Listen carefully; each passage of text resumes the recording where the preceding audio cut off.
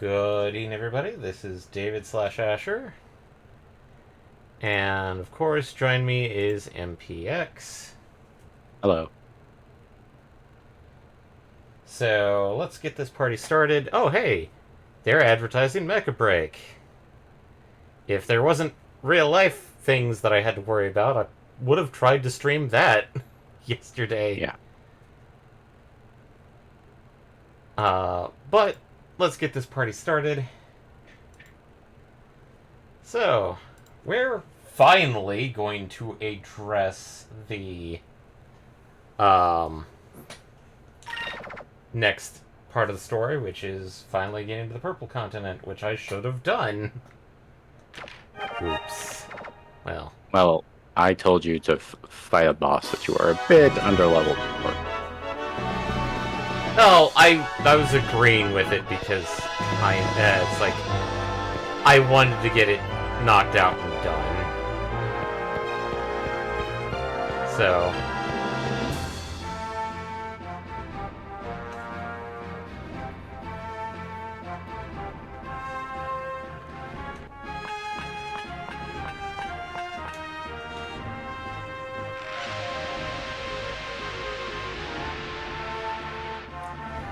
this is gonna be fun because I've been playing Stellar Blade most of the day. Different genres. Completely different genres. It's another thing entirely to be playing Stellar Blade and then playing, like, Dark Souls or another major action game.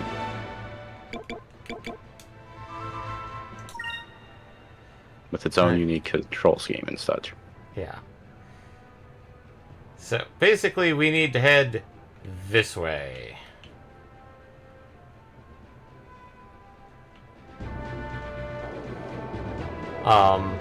Given the factor that, like, Stellar Blade, they try and make it very interesting, because you've got, confirmation is actually right trigger.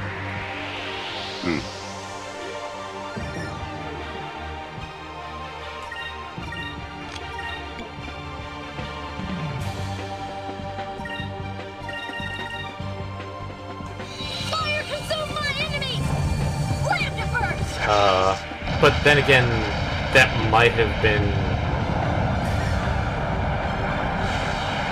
a bit of a compromise because the whole thing of like, oh, it's a PS5 exclusive for so long, so let's show off the haptic feedback triggers.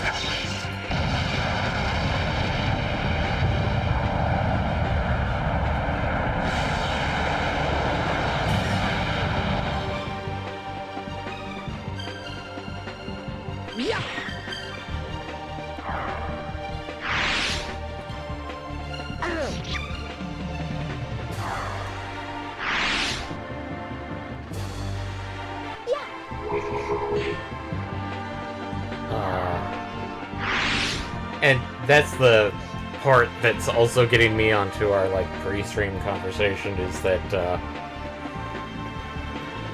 playing Stellar Blade on PC in, medium graphics, and apparently some of their optimization stuff is actually pretty... I would put it as ingenious if it wasn't just a little bit of... That was easy. Of a thing is that,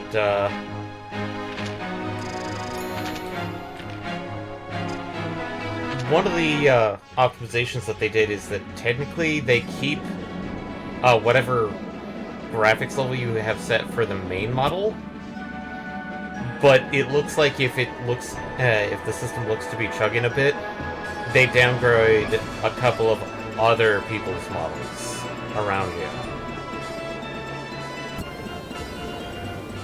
So...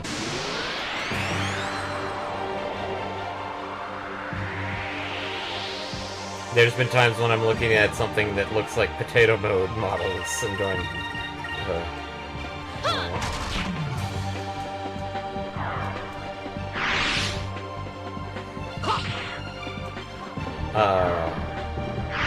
Also, happy 4th, everybody that celebrates.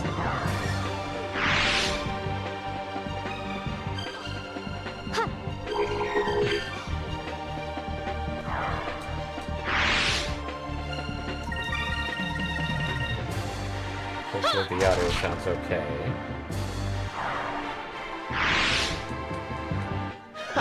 That was easy.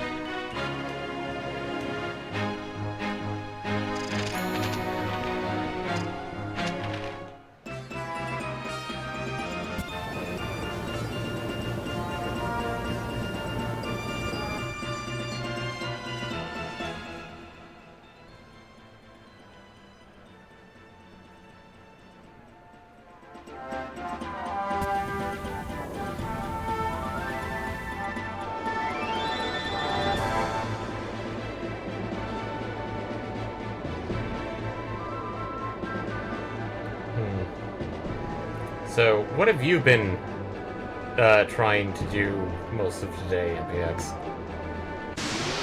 Not much. Like, obviously outside of cooking dinner. But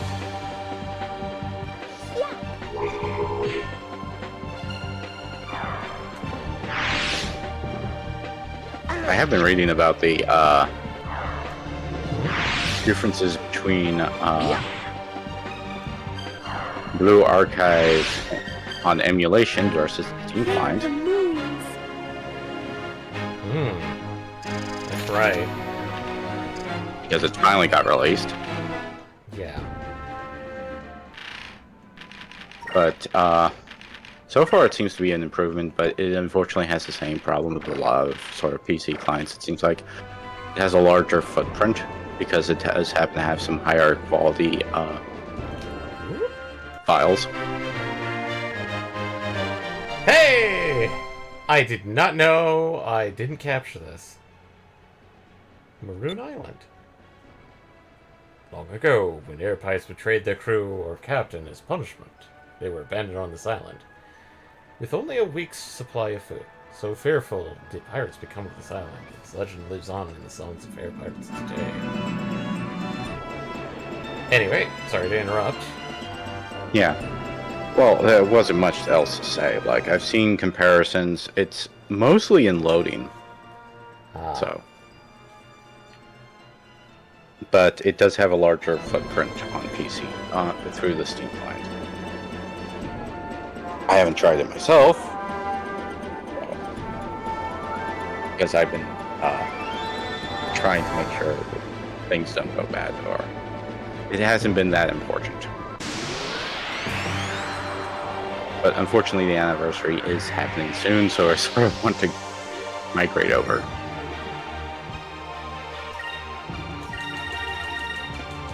Yeah. Considering that, I've been mostly using the Nikkei PC client, but a friend of mine has been saying that they are getting a little fed up because they've only been able to do the,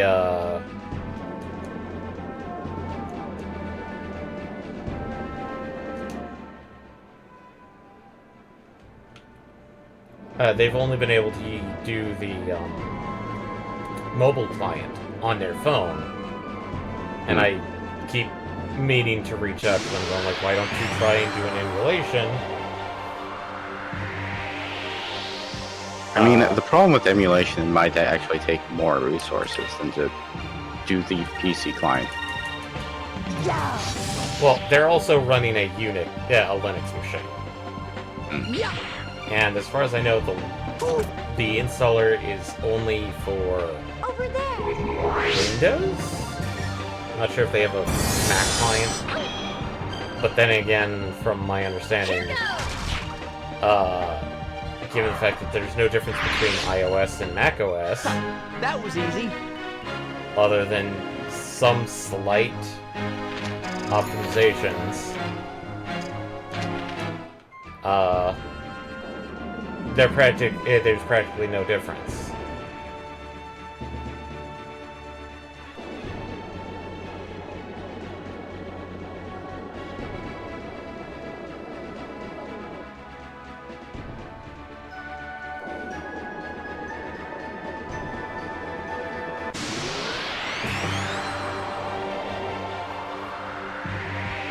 And supposedly you can install an app from iOS on macOS with no problems.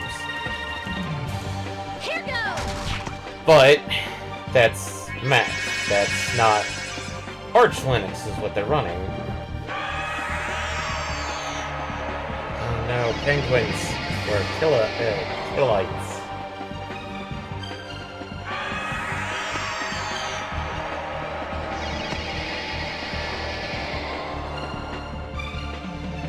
And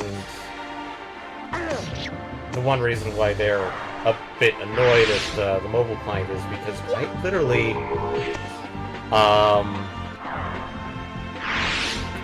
supposedly something that usually takes me like 20 minutes to burn through, it takes them 42 an hour with all the load times.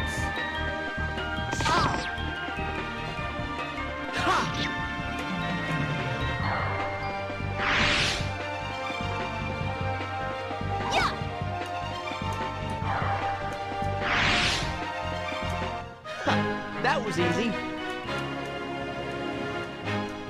Oh yeah, speaking of caches, I saw an article from the writer of Persona 5 quite literally saying that Persona 5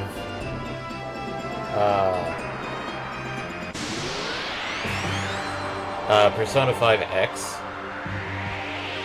is garbage writing. Or Admittedly, what little I've seen, because I did see somebody play through at least the tutorial parts, Uh-huh. the Phantom X.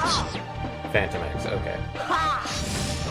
It does feel like it's aping a lot of, essentially Persona 5. Except it's sort of silly in a sense. Like, okay, let's talk about the first Mind Palace. Like, let's face it, Persona 5 started off strong with forgot his name, but you know, the gym teacher. Oh yeah. I've always felt that's one of the worst parts of Persona 5 is actually how quickly it sort of drops off from that high in some ways. Well, Persona 5's first Mind Palace starts off with dealing with menaces, or aka sort of like nuisance people who, you know, annoy other people. And it's like they're so,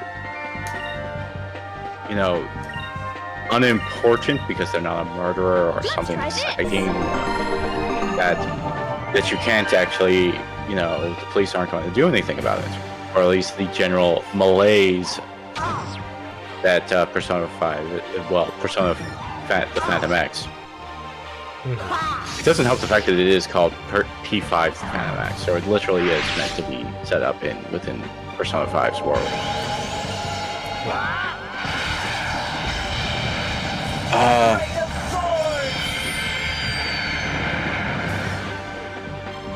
Is like the idea is that there's a loss of desire and things like that, and you're trying to steal that back.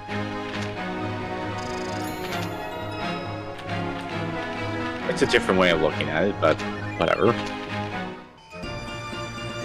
But the first guy that you're fighting is literally known as, in the JP, Collision Man. Or as they helpfully and literally decide to name him in English, the Subway Slammer. Oh, God.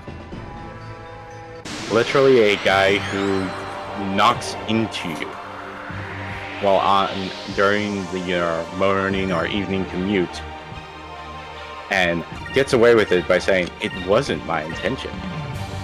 It was an accident." Fire consume my enemies! Light them to burst! It doesn't help the fact that one of these subway slams that you see animated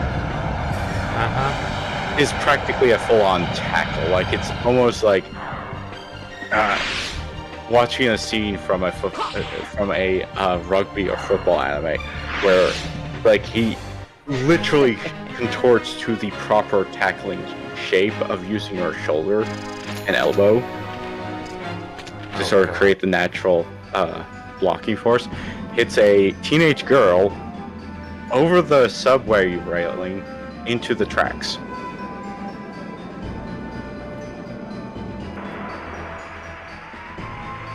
It's like, you can't really call that an accident at that point.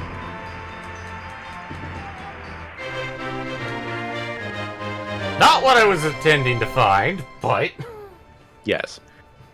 But then you find out about his history. Footballer? No. That's the stupid thing. He's a baseballer. You know, the sport without any contact. I would expect footballer like soccer or rugby. Yeah. Or American football, because that is somewhat catching in Japan. Or heck, even like hockey or... Yeah. There are times where you actually... There's the occasional offensive foul that people can do in basketball to try to dissuade, points at certain intervals. It's obviously frowned upon and unsportsmanlike, but it's done. Yeah. A spectacle of light that has graced the skies above the lands of the ice since ancient times. Auroras are thought to be caused by the gravity of the moons. And once every few thousand years, a convergence of the moons creates auroras worldwide.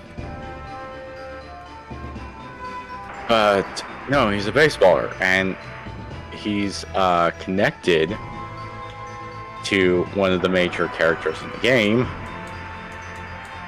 by the fact that he ended up, when he was one of the sort of junior teams. Just tell me if there's going to be dialogue soon. Maybe. Also, we harlocked our way into this.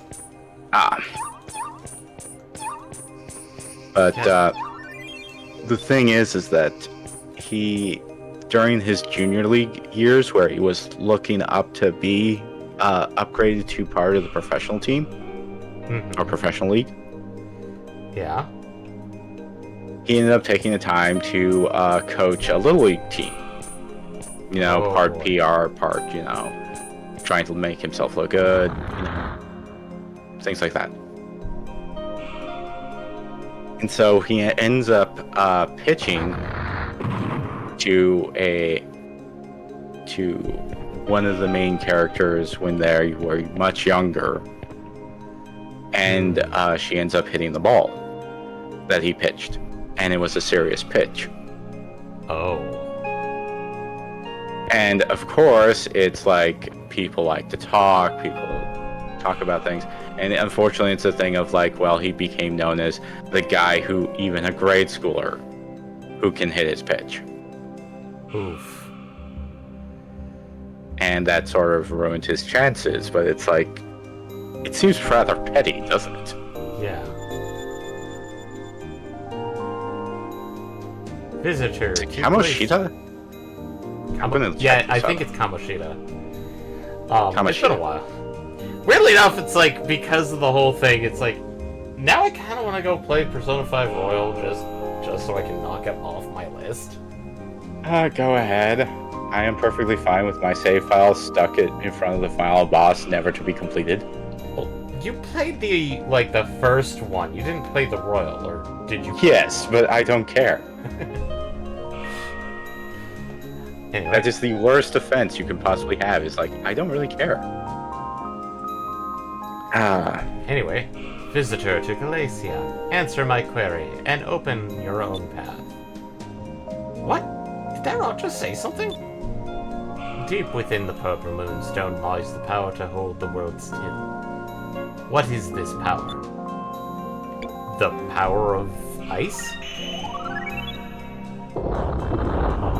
And Obvious thing is obvious. yeah. The questions actually do get a bit more, because you do actually, some of them you do actually have to pay attention. The first one is obvious, but... As long as you're actually paying attention. yeah. What was the person with no reading comprehension skills? Then again, it's not like you can't just simply press buttons until you get it. Well, that's what I was about to mention, is that supposedly if you get answers wrong, it does actually affect your reputation. Which is why I played you got the swashbuckling answer right.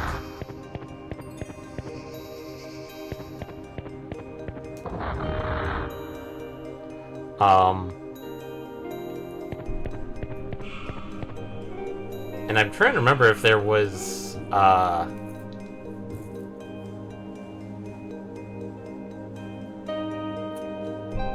like, chests if you go down the wrong thing. And there might be. I'm just gonna do this as right as possible.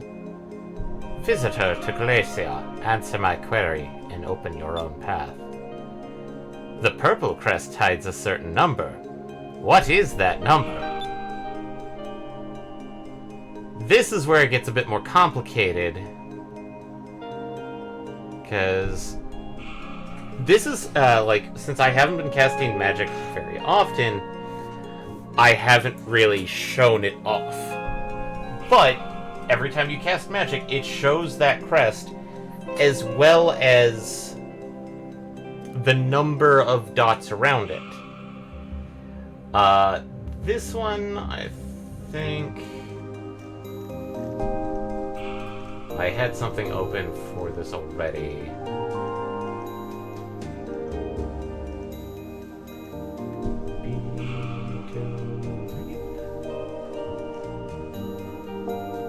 Did I close it? Shouldn't have closed it. Was it earlier than this? Oh,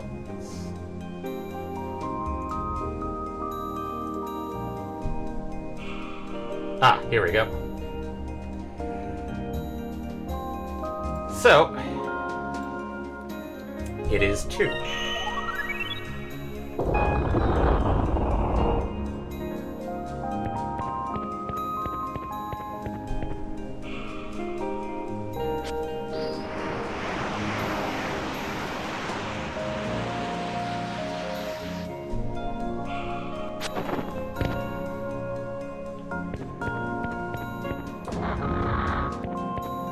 Also, the music here is slightly calming.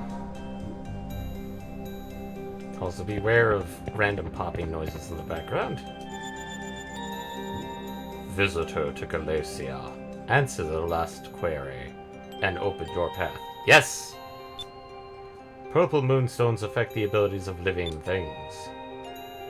What are the abilities most valued by the people of Galacia?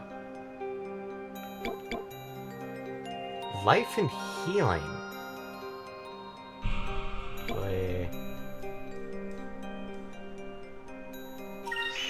Will and spirit. Yeah, life and healing is green. Power and courage is red. Because that one is kind of a mistranslation. It's supposed to basically... the question, I think, got either forcefully mistranslated, but it was basically asking what is the status effect, that Purple Moonstones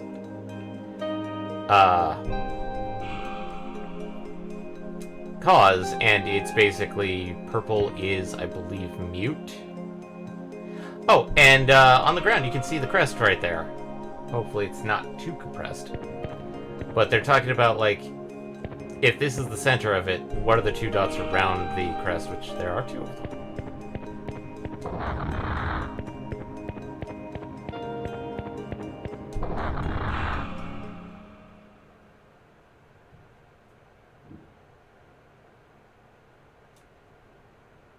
I do like this scene.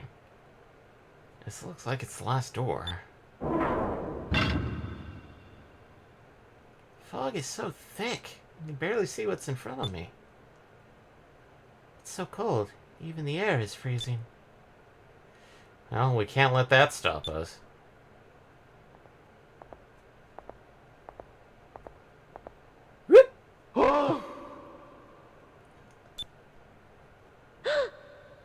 Vice?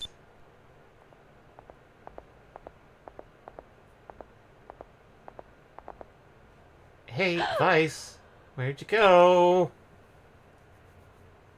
I'm down here. Oh. Vice, what happened? That was close. If we can see the sky through the floor, that means we're at the bottom. Hey, the fog is starting to lift. Oh, I never imagined we'd find this. And so, we find the civilization left by the purple moon. Wow, there are even buildings shaped like icicles hanging from the ceiling. This is Glacia. In the old world, it was the capital of this region. The people that lived here were powerful mages. Using the powers of the purple moon, they built the city. And because the city was built below the ice, it was unharmed by the rains of destruction. So Glacia is as it was during the time of the old world. But wait, then what happened to the people that were living here? I don't know. According to legends, the people of Glacia just disappeared.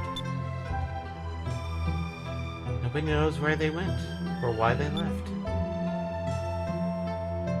Maybe they left their city to invade another land. They perished in the war and the rains. I can't imagine an entire culture becoming extinct. Think of all the knowledge that was lost. Everything that these people worked so hard is going to stay buried here forever.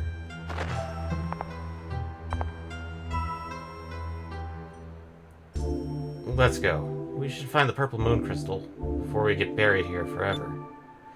Also, welcome to, not Oshaland! Also, this platform would have technically stopped Vice, but as you can see, there's...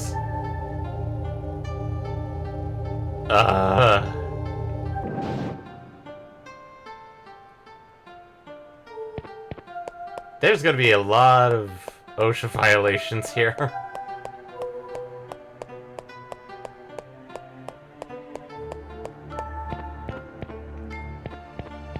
And I'm gonna double check on some of them because...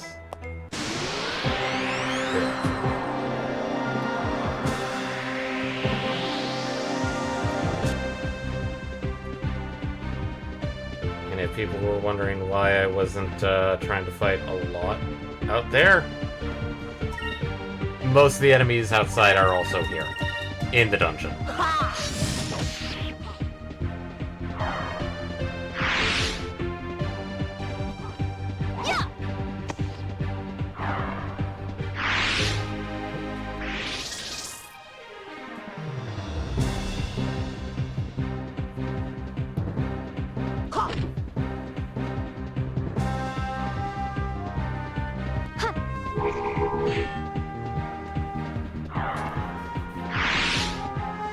Is it over already?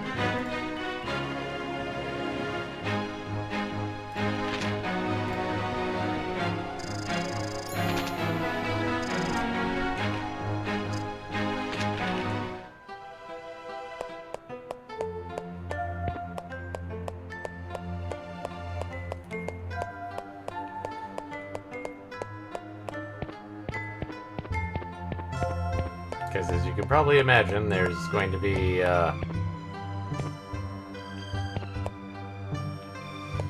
places that, will have moonfish around.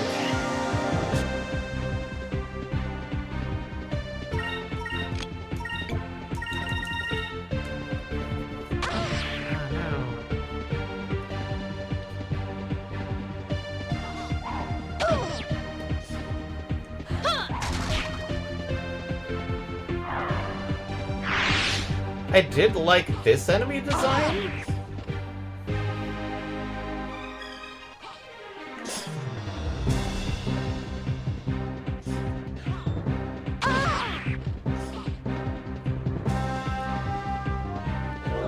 Oh, I didn't know you were right there.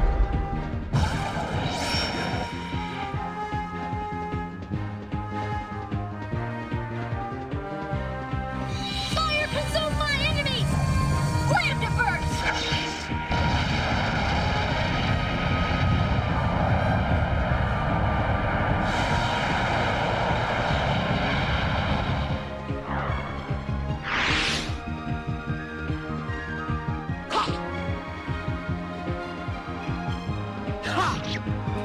Yeah, Arc Looper down.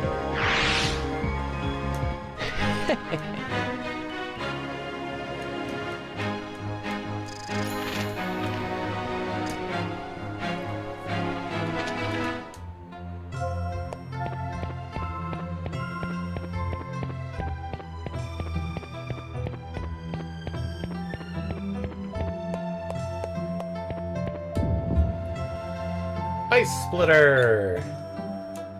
I think that's a weapon for Vice the Hero. Nope. It is not.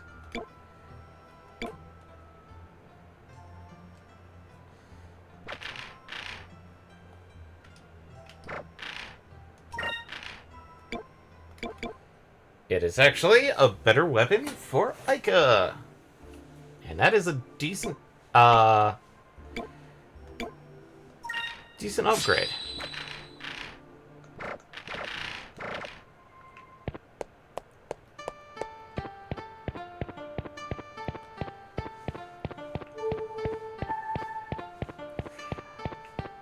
And I do like the fact that they mentioned that, like, the purple civilization just effed off.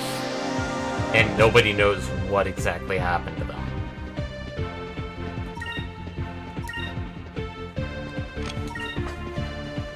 Lambda Burst.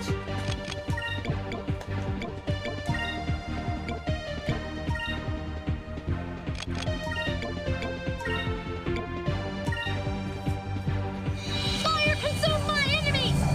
Slam to burst!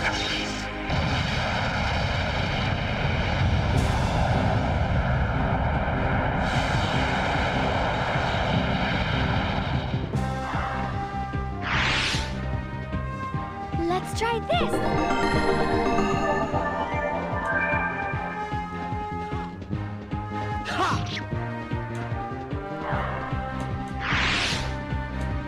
That wasn't so bad.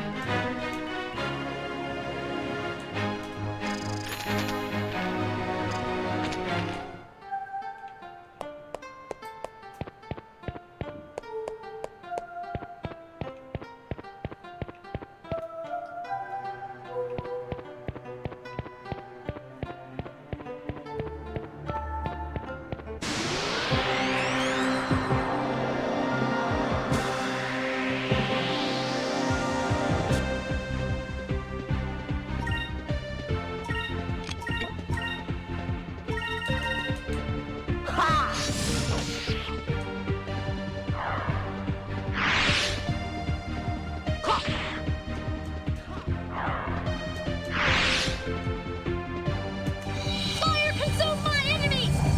Slam to burst!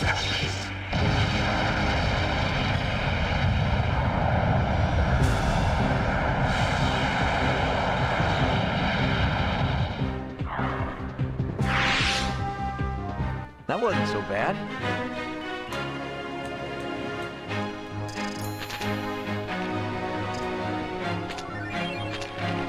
Oh, hey.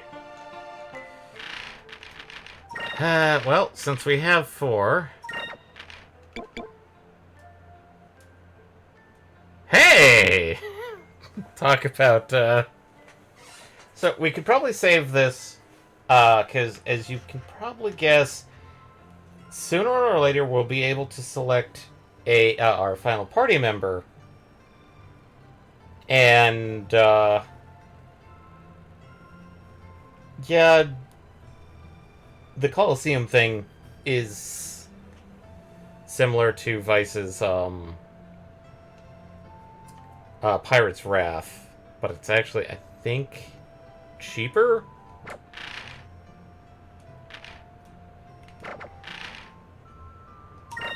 Well, does it also do less damage? I think it does somewhat similar damage.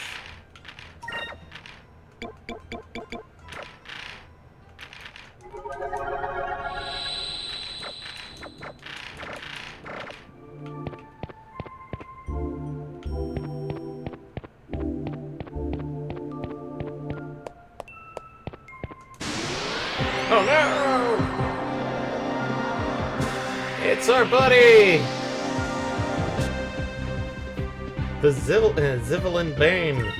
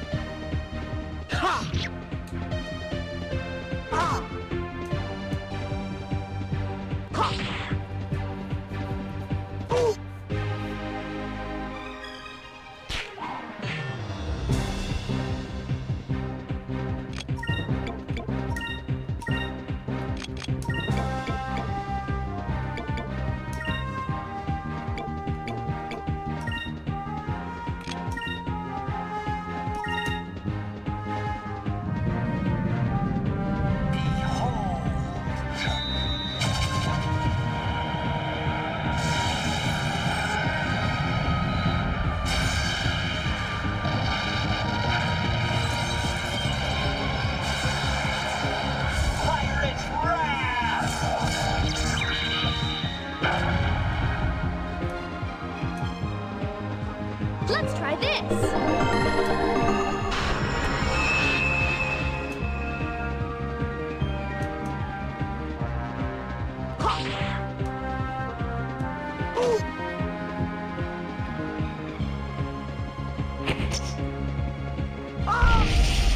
Ow! Why?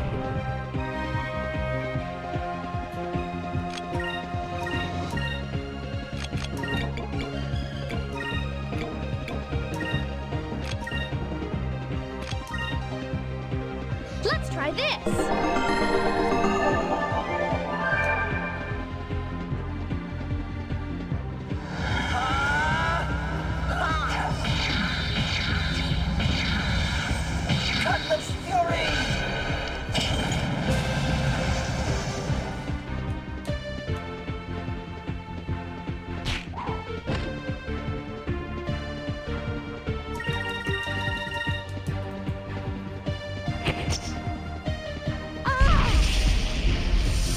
Ouch.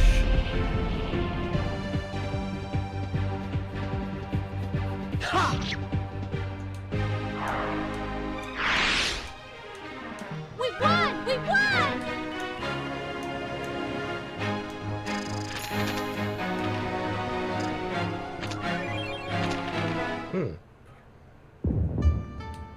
Winter Orb.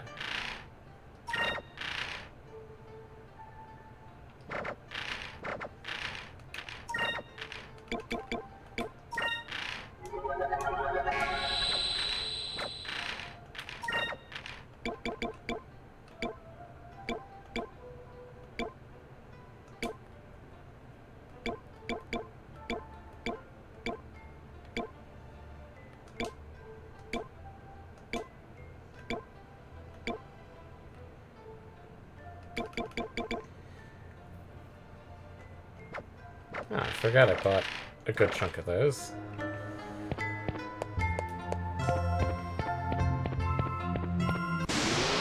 No.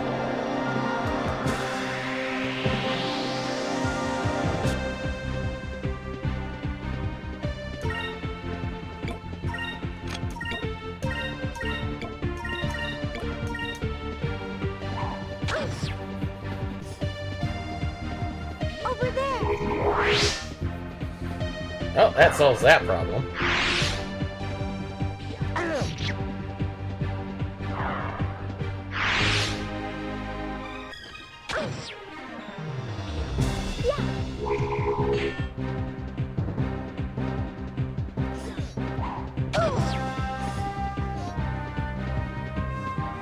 Fire consume my enemies!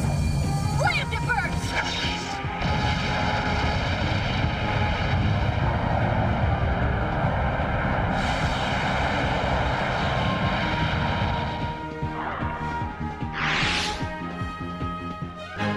I'm glad everyone is okay.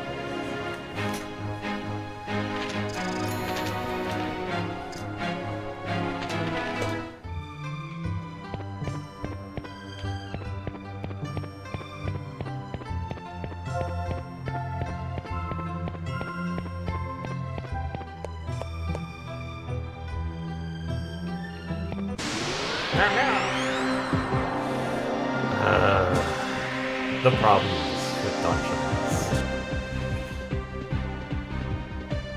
Oh, hey.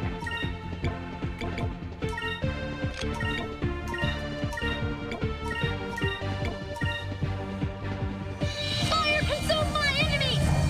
Slam to burst! And now I'm trying to figure out what to play after this game, because we are kind of actually approaching... We're getting to end game. Over there!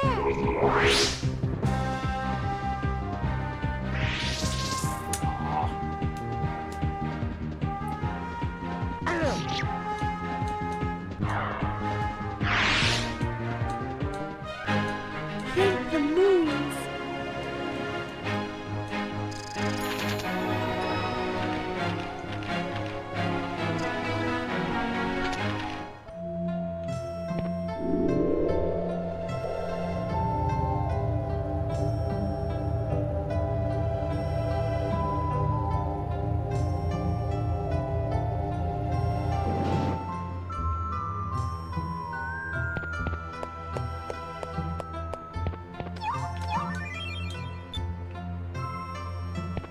Gotta explore everywhere.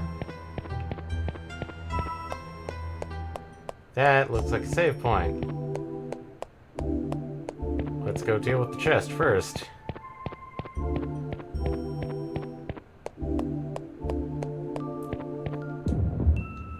Frostblade.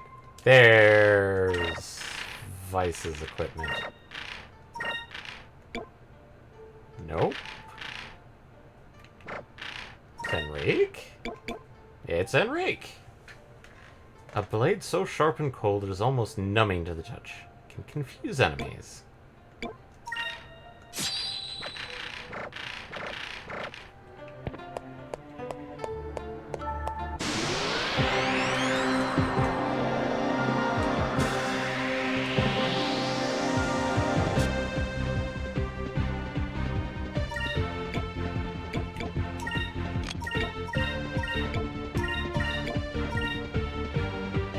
Fire consume my enemies! Slam to burst!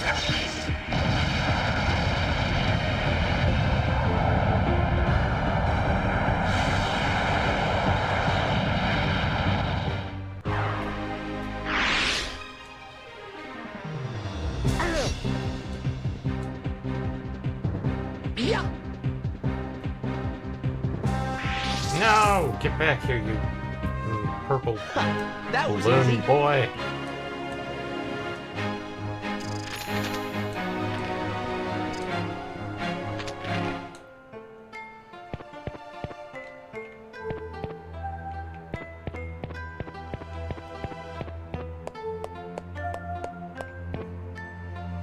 I see you there.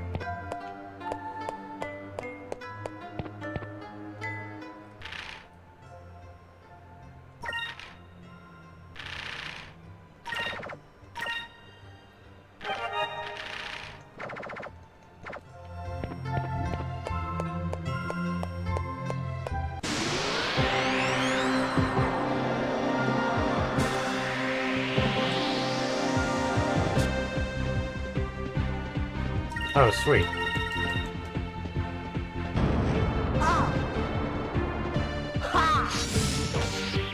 Yeah.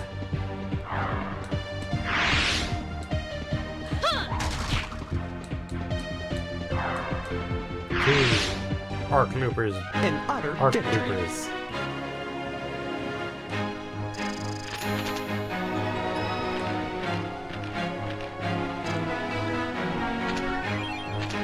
And a fortune ring.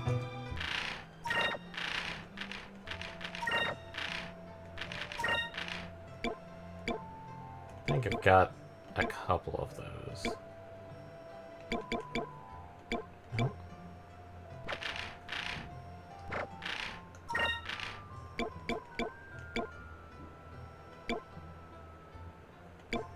Fortune ring, here we go. A mysterious ring allows the wearer to avoid most normal attacks, improved defense. And it's only available for Ica and Fina. Oh, wait, no. Where was it? Was it Slayer's ring? No. Warrior's ring.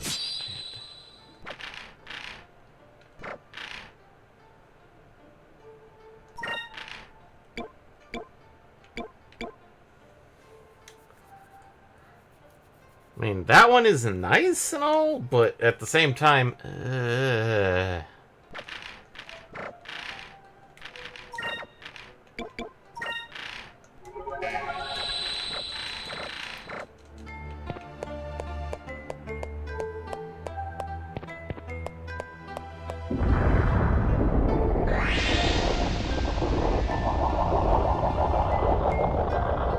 oh no, not a teapot.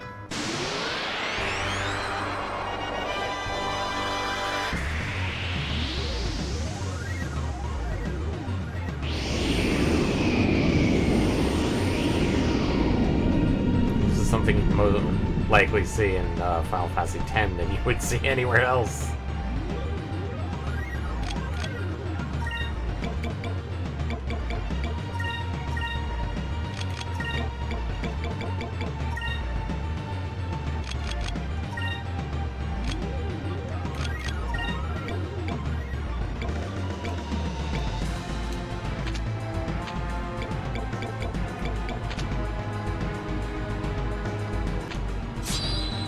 We're gonna put that on for reasons. Here goes.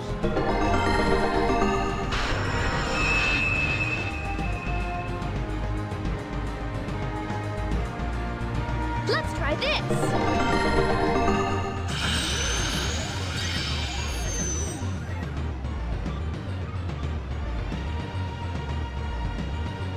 I have a launcher.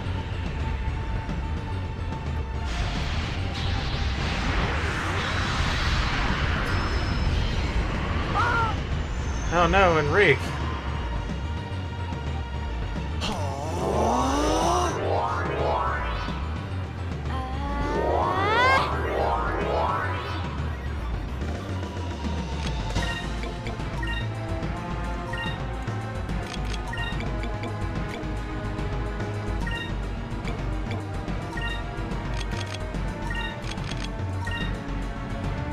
Let's try this.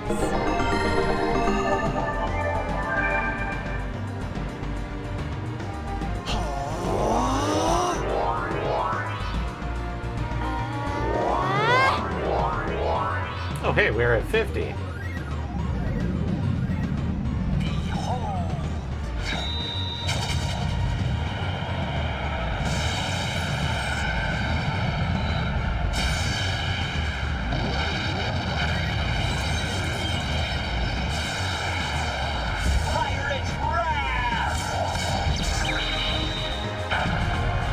Half health down with one shot. Bonk. Veltar.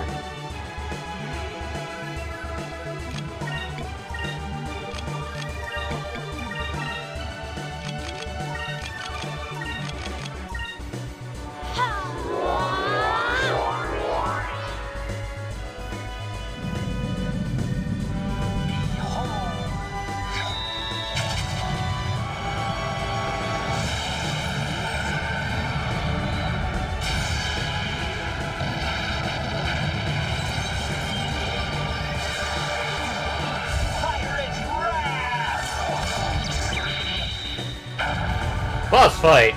Down!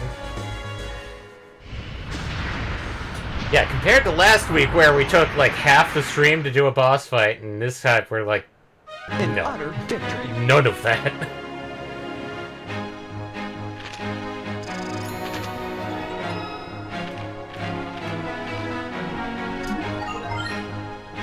Yeah.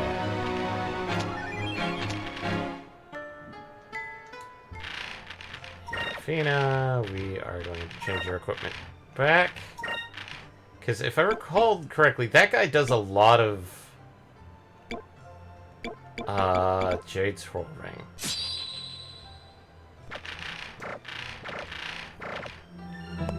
That guy technically could do a lot of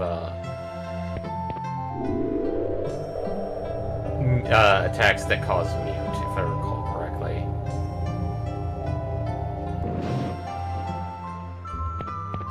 Go this way first.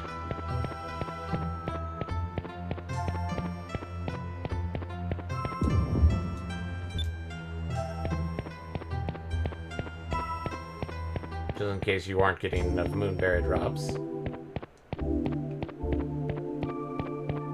Don't think there was anything else on this side yet. Nope.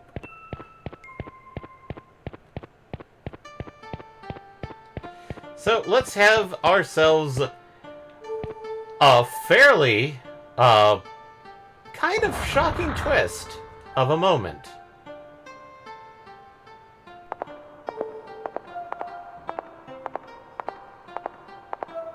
What could be possibly shocking? It's so difficult to see. Someone's there.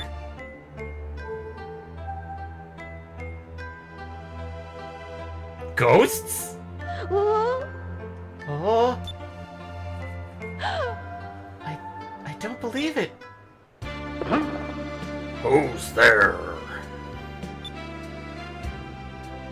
Drachma?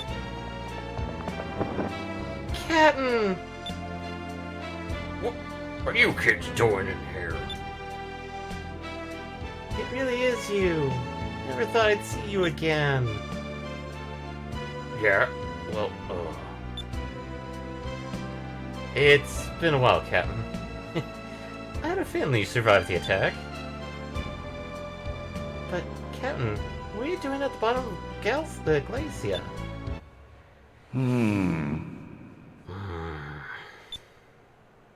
Contemplating my orb. Food.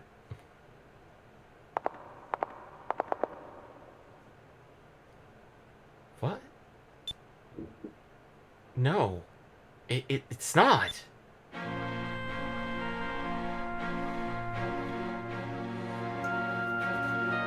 It is! What's Rocknum doing here? Follow me.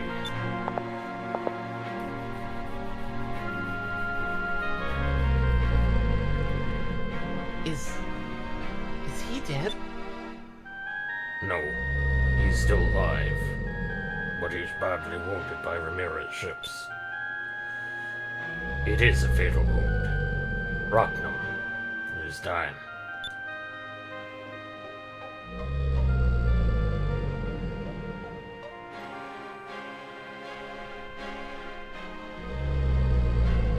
When Rocknum fled from Ramirez, I got pulled along. If I wasn't attached to him, the little jack would have been destroyed. This is his home. Captain, you mean to tell me that you've been alone? Here? With Rocknum? The whole time? I? Oh. Is that? Vice, look! That light!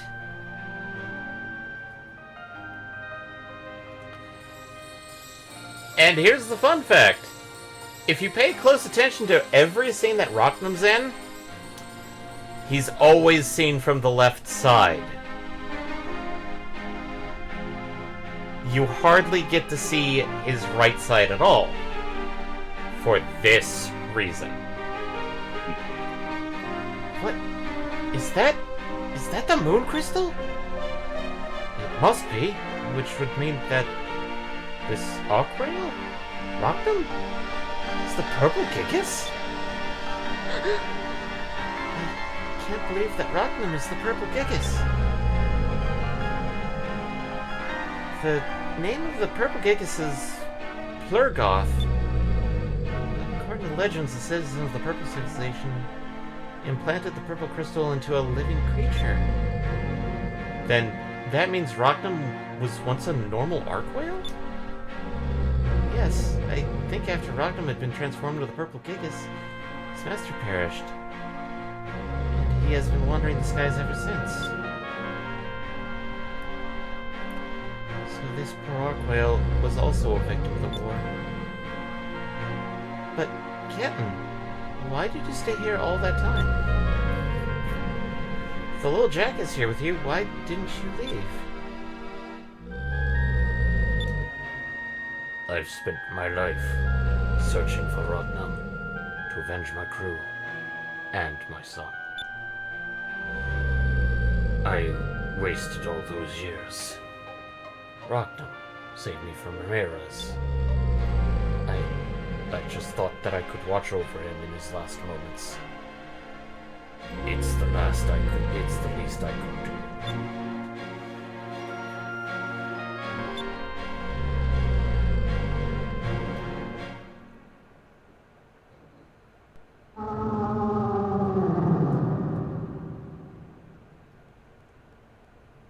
Why is he making that noise?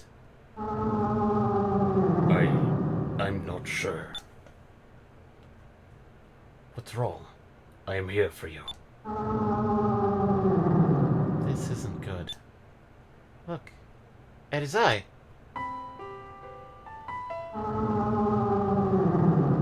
Rockman. I see. It's time for you to go. Time for you to join your friends. Goodbye.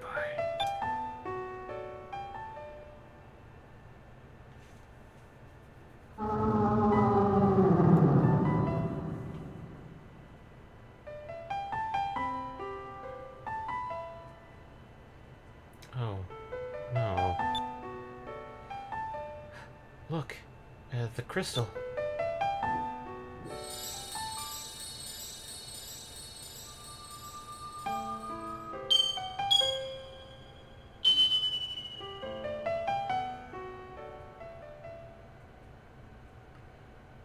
I'm sorry, Captain.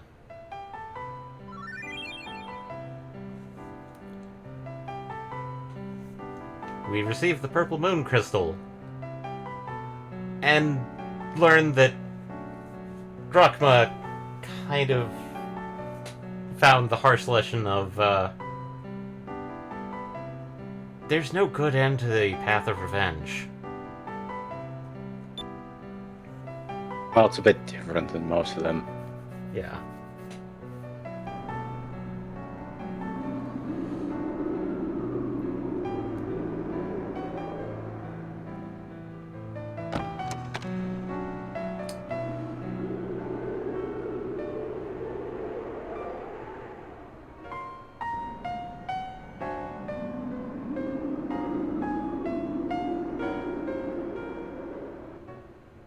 Finally letting go.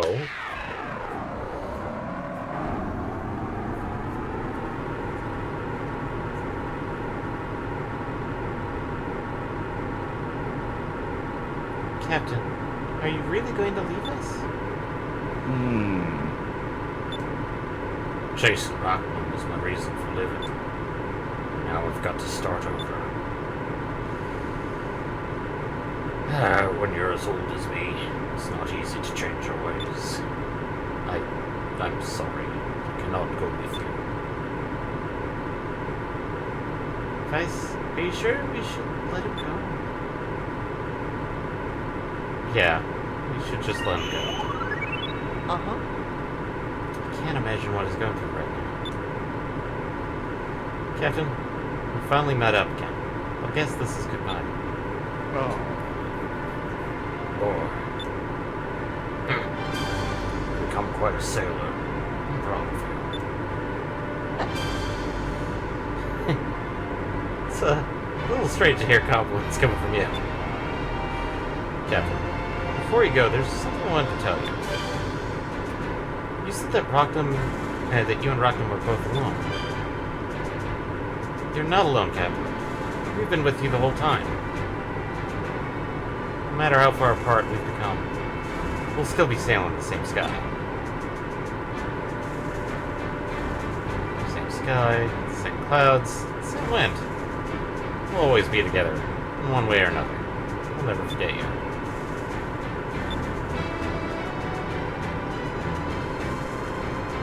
Captain, take care of yourself. I wish you all the luck in the world.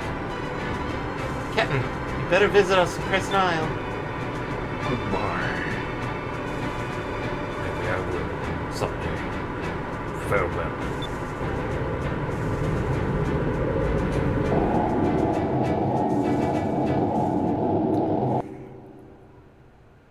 So, now that only leaves one Gigas active. Unaccounted for. Well, technically we know where it's accounted, it's just, under a seal known as Tartarus. But we're gonna solve that very soon now.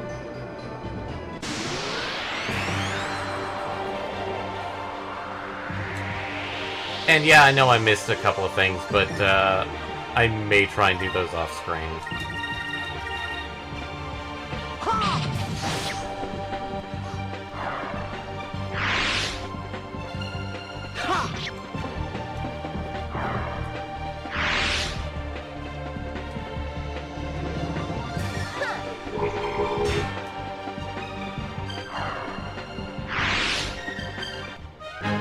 That was fun. But now we're gonna get the best upgrade ever.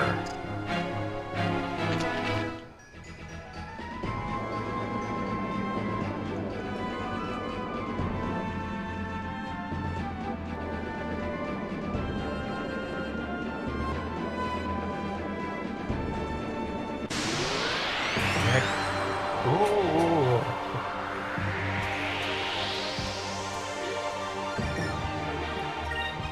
It's just an arc looper?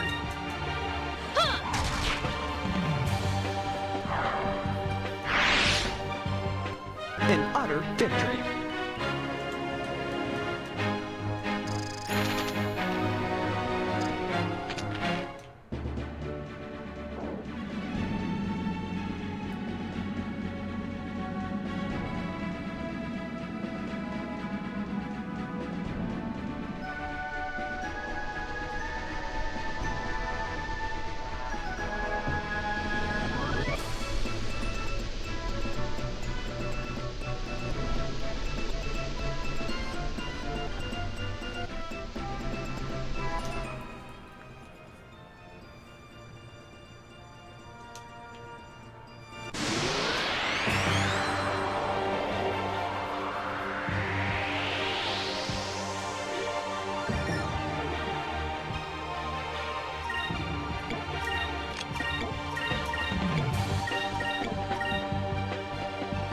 Fire consume my enemies! Land to burst!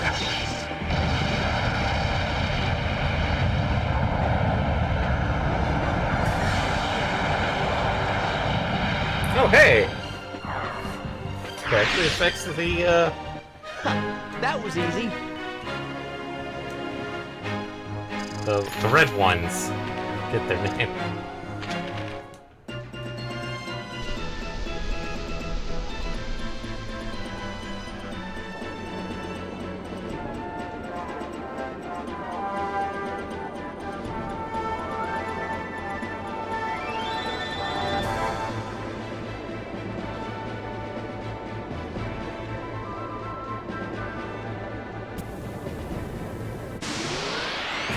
Oh, now all this fighting.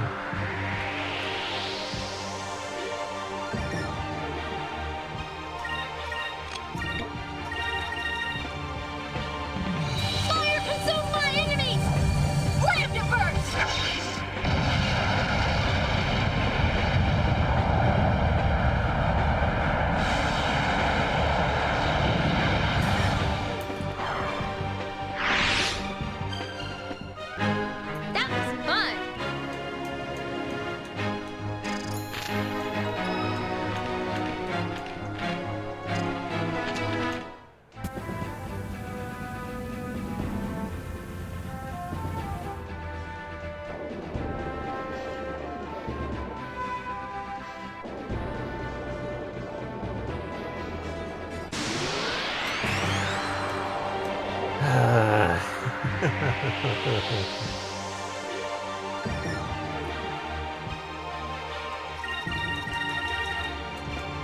goes!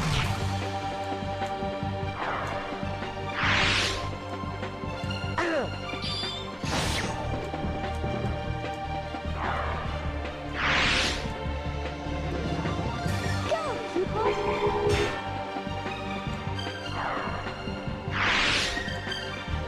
Yeah.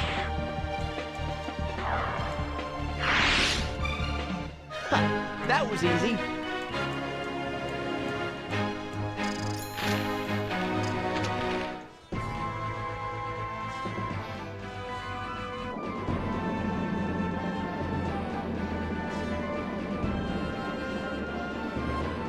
Also, the big thing we saw over the Iceland is a ship battle.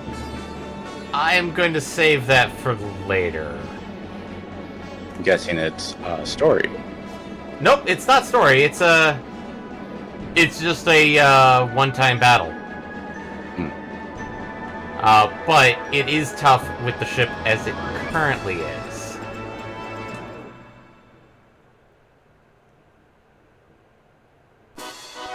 So, bam, they're back, and the house seems to be in one piece. Of course, it's in one piece. A little ice isn't going to hurt it one bit. Yeah, Bryce, got that book from Yafutoma. That's an engine for you, using the plans in that book. So now, you haven't been able to fly above or below the clouds because the pressure differences were too hard on your engine. But now, that's not a problem. Welcome to how we're going to avoid fights now. Because living creatures can't survive high altitudes or high or low altitudes, because either they get crushed or they pop.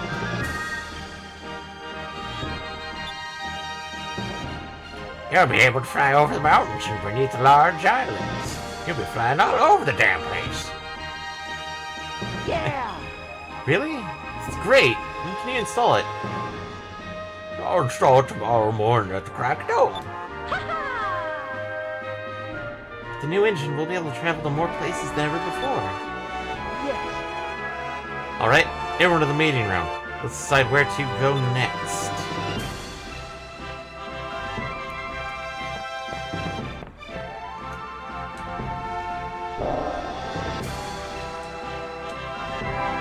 Welcome, Captain. How's it?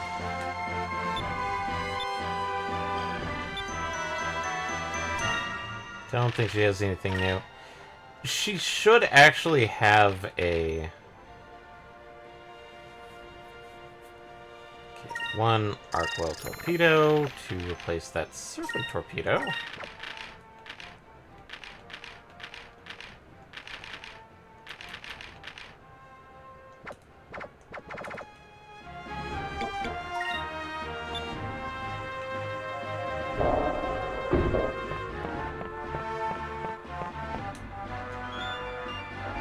Book on a ship there. Can't wait.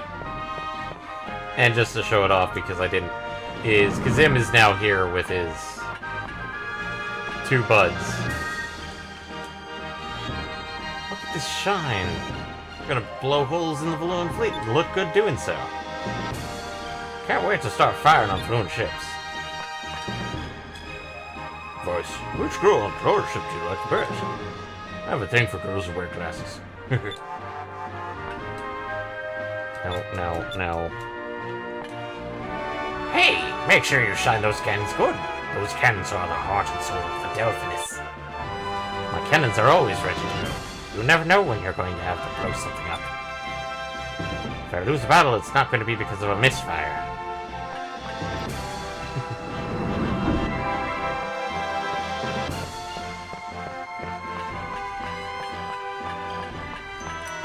And with this upgrade, we will finally be able to get our final crew member. As well as... well... we'll have to deal with that one a bit, go forward in the story a bit further.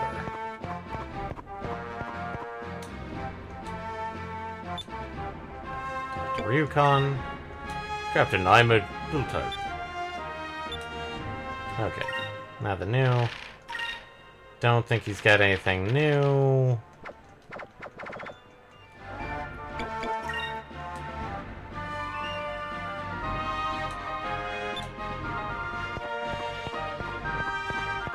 Osmond's got their upgrades, so we don't need to worry about them.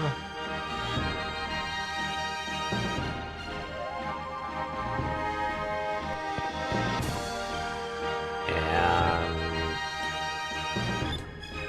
remodel a building. Living quarters.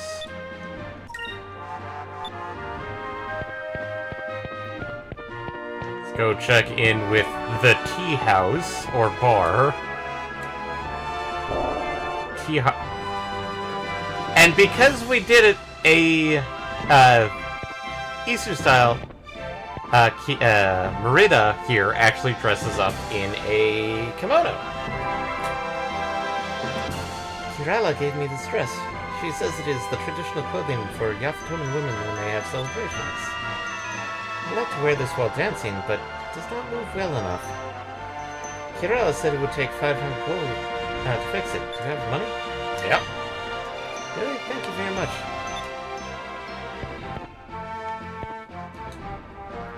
Now that I have a kitchen... Well, now that I have a kitchen set up that I can use, I'll just need some cooking supplies so I can get started. 1,000 gold? Yep.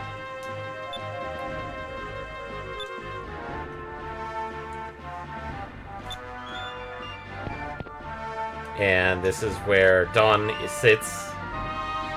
I heard this place used to be a deserted island. I figured it would have been even more depressing than Esperanza.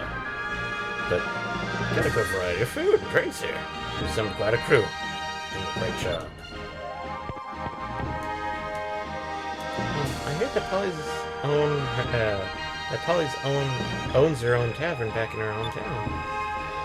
Oh, Polly really is something else. I'm glad she's letting me help out here in the new tavern.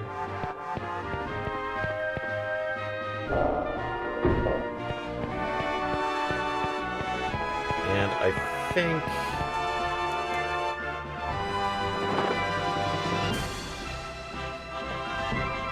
Yeah, talk about a lot of Eastern mysticism, like the piles of salt. Oh, come on, listen to my words of the path will shown to you. So, by upgrading her tent, we now get the $100, which the $10 one I think is just random tips. I think the $100 is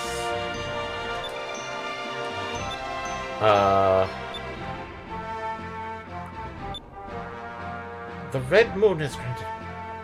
You must feed the doctor's bird with fish that cannot be seen.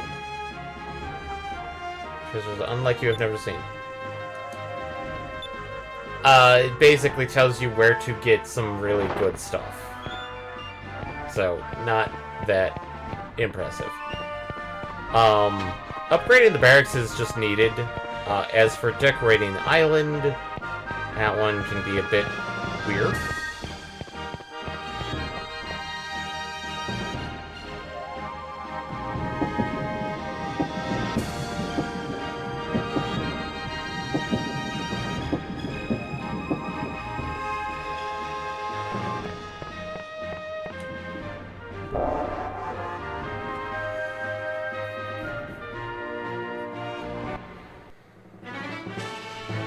Vice, get your foot off the table, at least during the meetings. Alright, we've got the purple crystal. All that's left are yellow and silver. The Sylphite Elders already have the silver crystal. So we really only have to worry about the yellow crystal. Looks like our mission's almost finished. But, wait. Wasn't the yellow crystal located in the Maw of Tartus in Valua? Last time we went there, we couldn't even get in because the opening was sealed. Yes, the Valuans have made several unsuccessful attempts at removing the seal. But perhaps we might be able to bypass the seal with the Delphinus' new engine. According to the geologists of Valuan Empire. The hell is that thing in the center? It looks like a weird dog thing. The lower layers of the Lua Islands are filled with cracks and fissures. And actually, we did get a bit of foreshadowing when we were trying to rescue our dad with this. The whole factor of, like, underground catacombs that were open to the sky. In other words, there's a whole system of subterranean tunnels run through Valua. So, all we have to do is fly around underneath Valua and look for an opening? I see. So, in other words, if we can't get in from the top, we'll try and get in from the bottom. Yes. We'll fly below Valua and look for an opening underneath the island. As we get inside the tunnels, we should be able to find the crystal. Since we can fly higher and lower than ever before, we might as well take advantage of it. Uh-huh. Exactly. Let's rest up for day. We'll leave for Valua first thing tomorrow morning.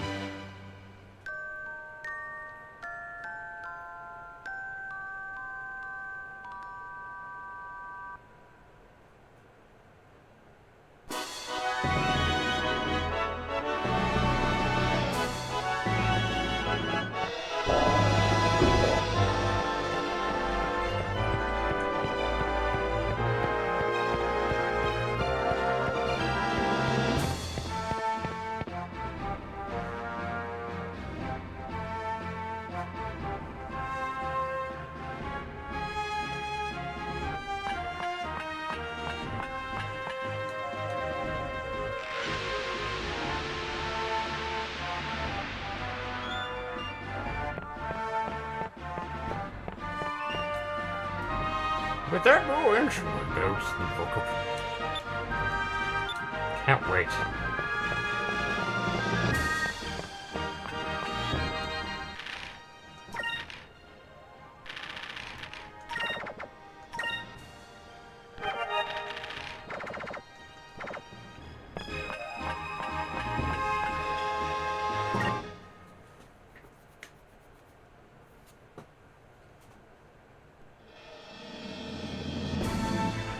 And now, as you can see on the left-hand side, our altimeter is much larger, so we can go up or down. And by going into those blue areas, we can now essentially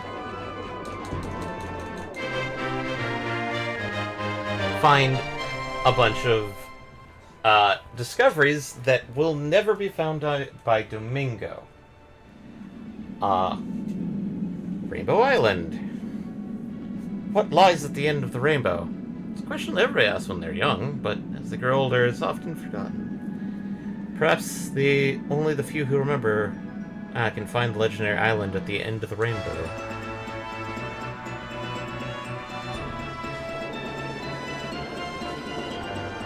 And we've seen this thing every so often. You have found the Iron Star. And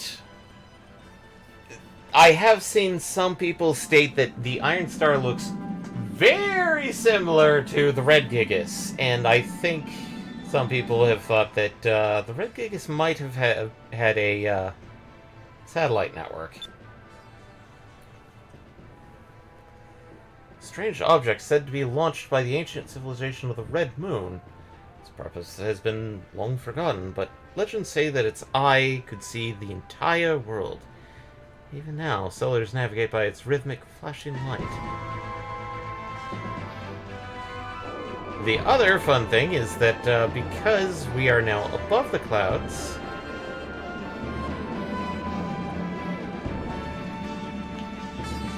we don't have to worry about Any terrains. essentially dealing with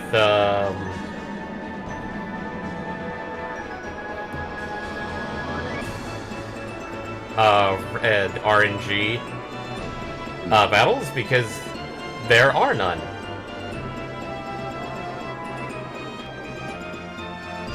And just because I find this hilarious.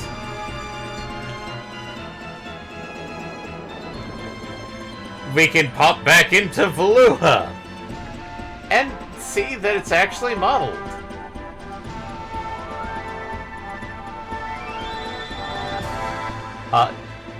Sadly, we cannot... Holy crap! I didn't know you could do this! I thought Valua was quite literally... Once you were done, you could not come back to it.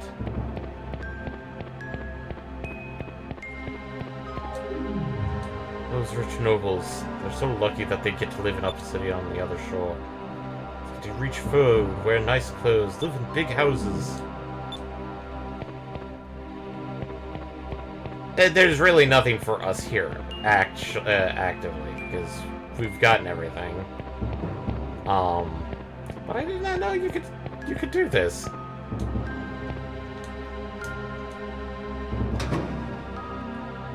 I'm guessing because there's no real side quests or missable things necessarily.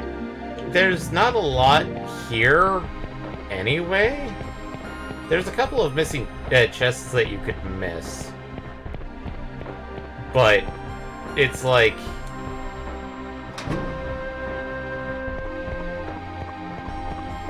Yeah, the ship guy is no longer here because it's actually implied that he got arrested because he was the one selling the harpoon cannons.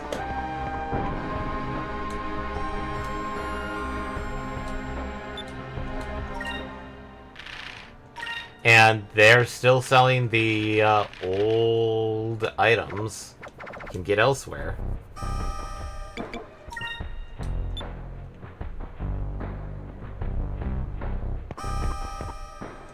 But I didn't know you could come back to Valua like this. Or at least at this point. Yeah, well, there's something that happens later that basically just cements you cannot come back. Ha. But, So in fact, this is one of the few times where you technically can visit a place you're not supposed to be. yeah. Now if somebody goes like, can you visit, the Well, upper see quarter? if you can visit anything else. Nope. Upper quarter... As much as it would be fun to do that, that would be funny. That does imply that I could potentially get stuff.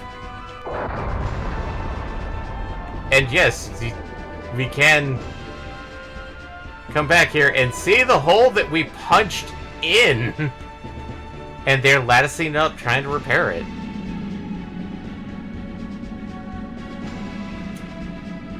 So, What's interesting is you're not being attacked. I would have presumed that they might have actually programmed like intermediate counters with like rolling chips. yeah. At this point, I'm going to pause for a brief moment, check the map, because there is... Okay, I think we want to go to that one, so that is more north.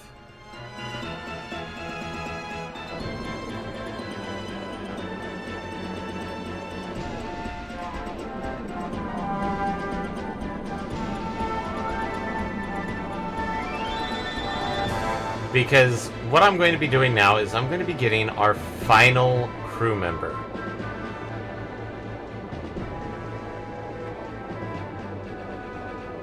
It's a very ornate place. Kind of like Ryukon's place, but not.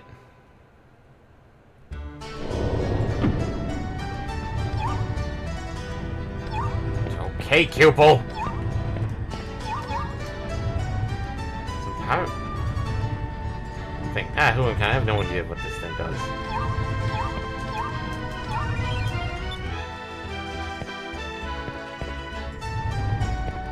But let's talk to this guy. Ilkemis.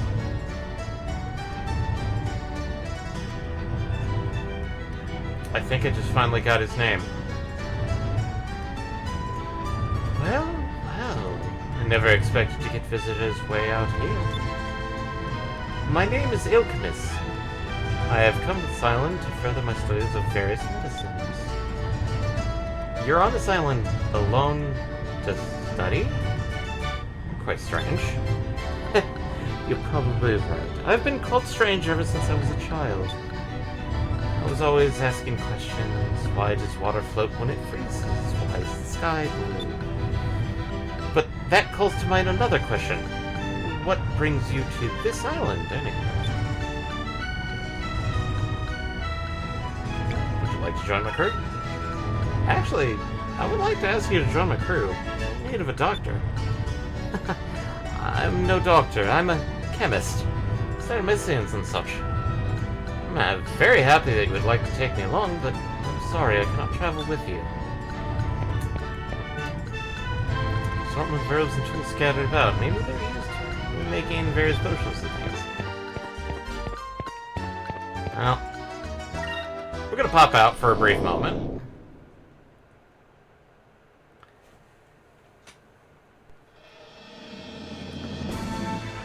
Ixtimis Island.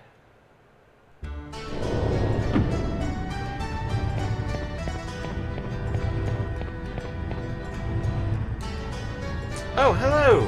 Vice, was it? What brings you here again? Will you join my crew? I'll ask you again. Join my crew. I was not planning to leave this island anytime soon. Well, in fact, I was once noble in Valua. Threw all of that away. Oh, really? We have somebody that you might be able to, relate to. In order to come here and pursue my studies. I have no intention of returning to the world.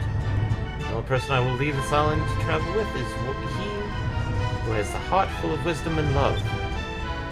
When a man capable of casting the silver magic Raisalem shows himself at my doorstep, I know that that man is the one I will follow.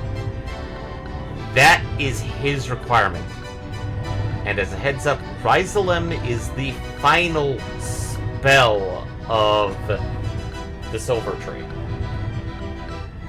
And it's been why I've kept Fina on Silver the entire game.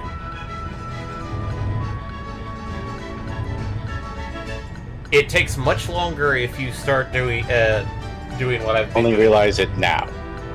Yeah, because if you've been changing pupil's color to match the situation, you might have tier 4 magic, not tier 6, and it takes a lot.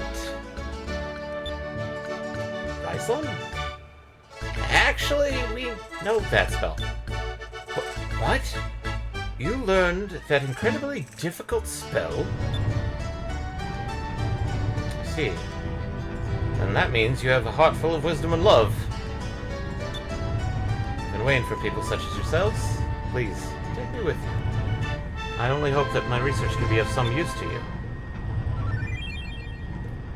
And Ilkamis is our final artisan. And so now we have officially got a full roster. This would, if this was during the time of Achievos, because this was before the time of Achievos, this would have been an achievement, on top of getting the achievement of getting Raisalem.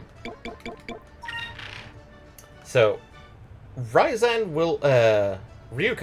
will increase our attack and defense for a short time. Ilkamis will raise all of our ship's attributes for a short period of time. That's defense, mag defense, dodge, quick, as well as attack. So, Ryukon, I'm perfectly okay with. Ilkamis, I'm going to swap to you. I think the major difference is that Ilkamis raises everything a tiny bit, where Ryukan will increase attack and dodge quite a bit.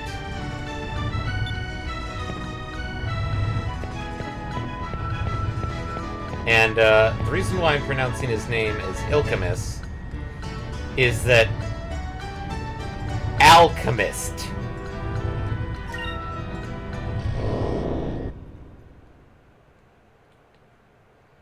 It took me to just a few moments ago to realize that. So, we've gotten Ilkamis's Island. There's a couple of other places, but let's kind of go back to Crescent Isle for now.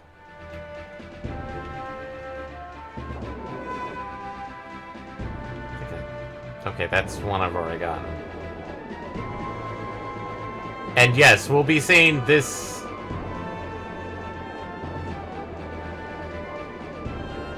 view of flying for a bit.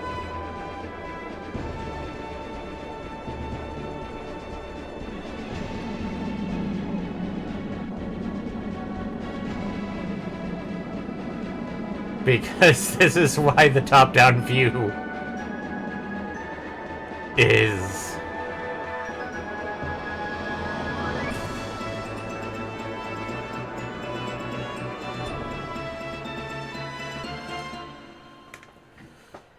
And I do like that feature, is it allows you to see around you. I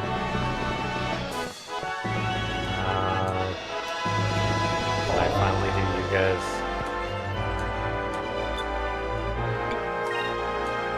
When we go to Blue, I'll shoot down their entire fleet. Bring them on. I hope I don't miss too much. Well, actually, we're gonna sneak into Valuan airspace by flying underneath their islands. Oh, well, I guess that makes more sense than attacking the entire Valuan Armada head-on. Good idea, Captain. I thought we were gonna attack them, so I loaded more than enough cannonballs. Went through some extra in case I miss. Oh my god. Belle, when are you gonna ask me to upgrade the shop?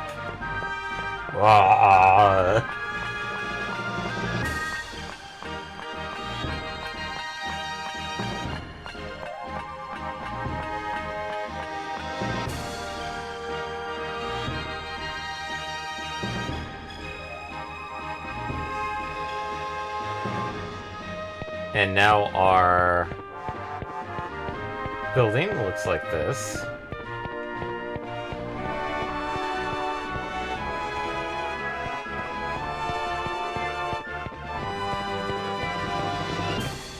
So, I'm gonna ask this of you, MPX. Do you want a giant cupel, or do you want something else? Giant cupel. Giant cupel it is. Decorate the island. I want a fountain plaza. In praise of the moons. Pretty sure it's that.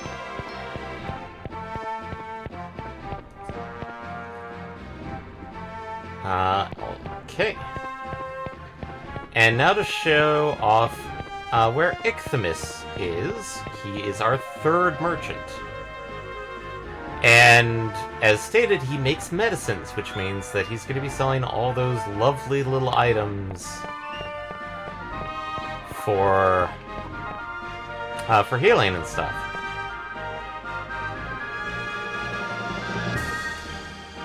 Hello, Vice. Can I help you? Well, let's talk to him. The shop is adequate, but it's lacking some of the more sophisticated equipment. If I could purchase some, it would be possible to make better medicines. It would cost 1,000 gold to upgrade everything. Yeah, 1,000 gold is okay. Really? Are you sure? Thank you very much. I'll get started renovating the lab right away.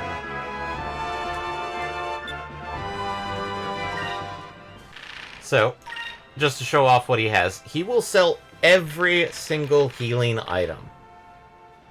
So we have Sacri, Sacres, Sacrum, Sacrulin crystals. It's funny that the Sacrum is actually more expensive than the Sacrulin crystals. Kyria, Ryzan, Rhizolum, Glyph of Might, Glyph of Speed, Healing Salve. Now, you were going like, if this is his base stuff, what does the upgrade get us? This is where it gets a bit crazy. Because this is one of those things of... Ilchemist does give us more items that are very, very powerful. That are also very, very endgame items. I am going to definitely stock up on a few of these Rhizolum.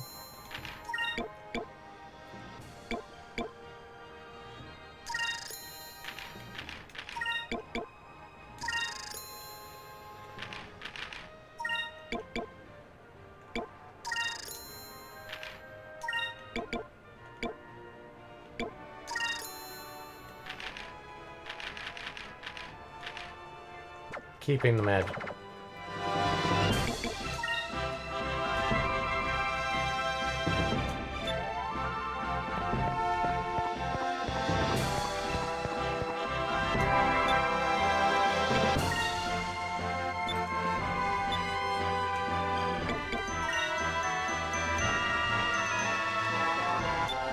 Ryukon may not be able to expand his shop yet, but that's because of certain other constrictions.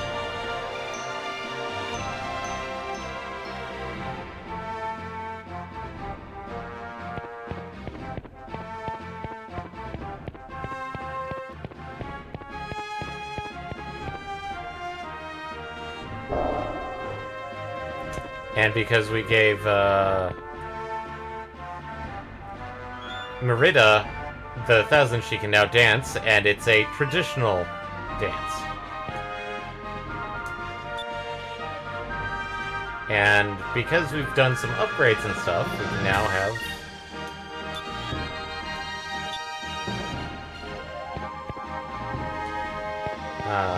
Urala cook us some food, which will give us an item.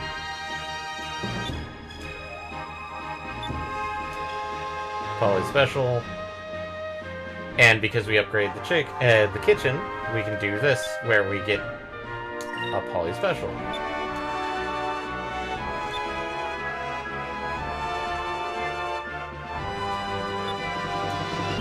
Heal wounds, replenish your magic, but it takes a little while to take effect. So basically, it is a full party, full heal, but it is outside of battle only.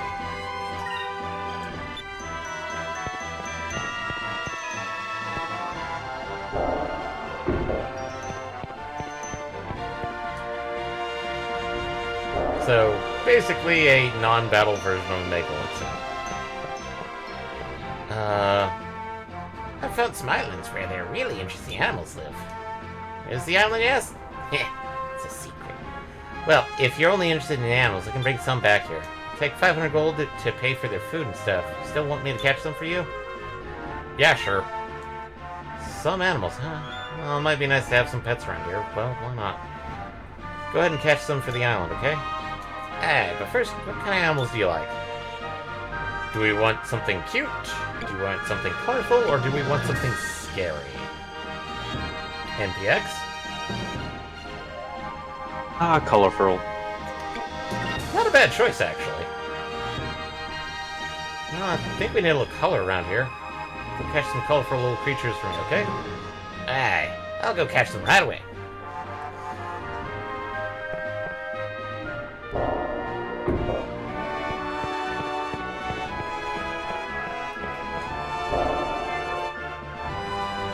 And yes, people's rooms do slightly change. I like how Vice's dad is right there.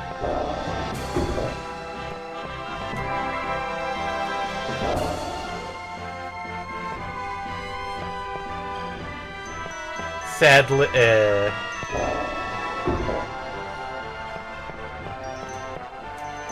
considering that I think these... Oh yeah. I think that's... It's a stuffed animal, huh?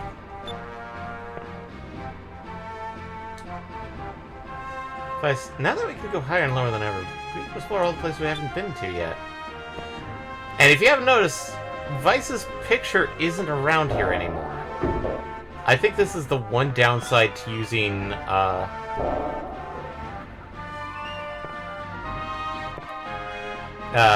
Otoma. Yapatoman.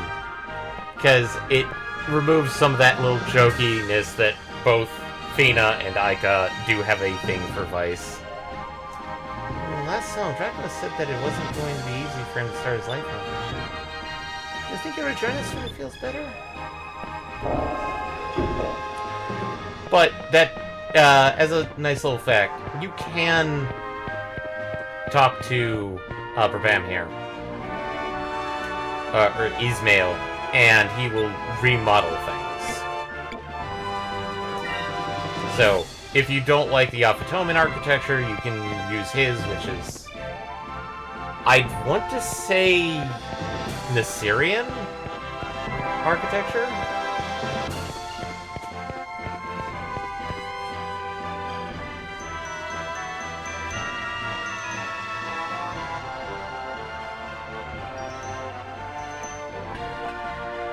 Okay.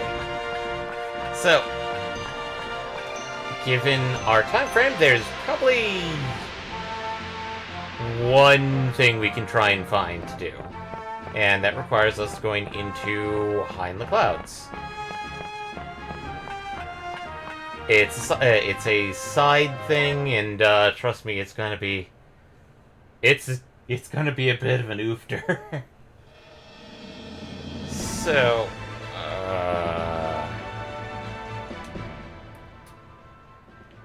so we have Tenko Island. Yeah, we can actually now go back to Tenko Island because it's up in the high thing, high areas.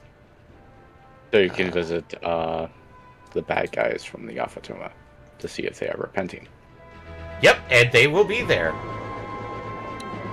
So I think the island is this way. So I think it's just west of Ilkemis Island. I think. Could be wrong. But yeah, by going above or below the normal area, you now have essentially a...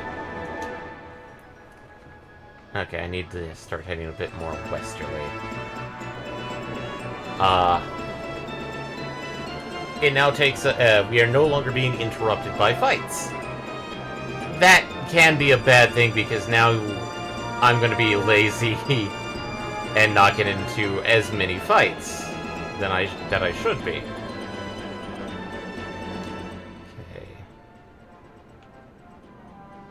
That's Vice.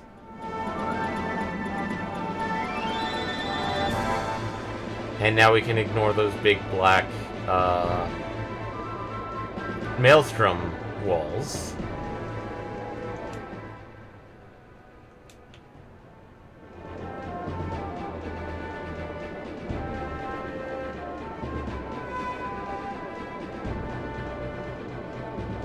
Is it where I think it is? Maybe I should... Double checked. Okay. Do-do-do-do-do. Do-do-do.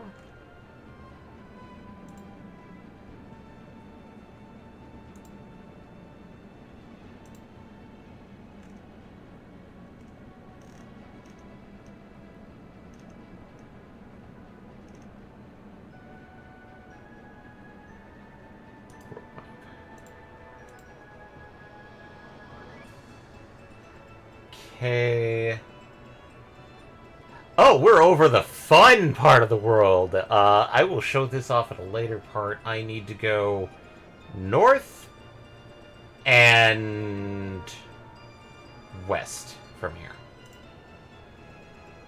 So...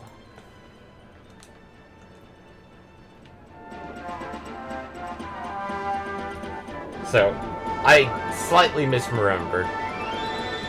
It is kind of where I think it is. And yes, you can discover the auroras up here, but... Okay, so what level are we at? I need to go further north. To wrap around the donut. Okay. So we will now head east.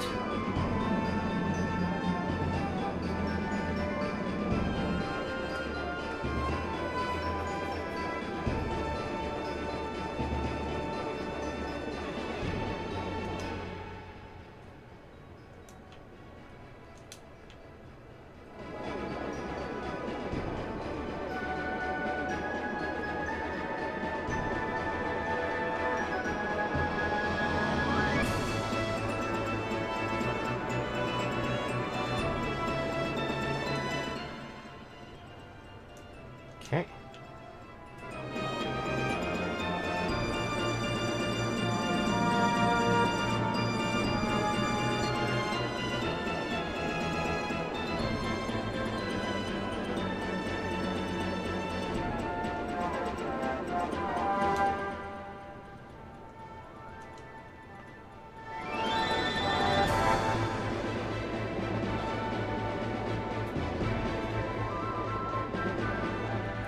So remember this boy?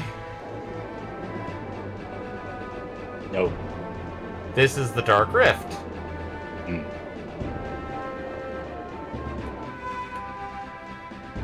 There's a fun little place right above the dead center.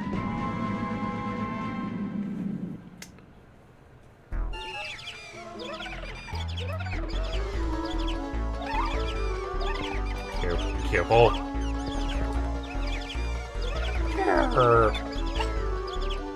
That guy's drunk.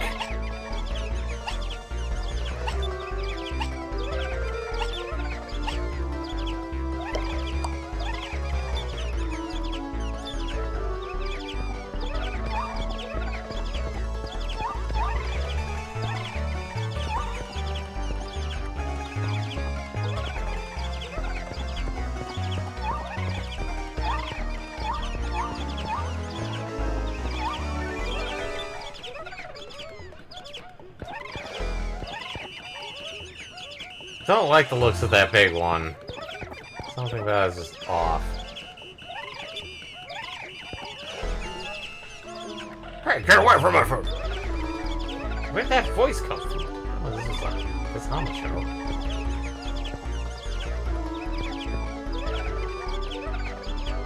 Chirp, chirp, chirp, chirp, chirp. Quiet, chirp. We want chirp. Who is this old man? I'm the Amateur Hermit, chirp. I'm their friend and caretaker, chirp. This is our private paradise, chirp.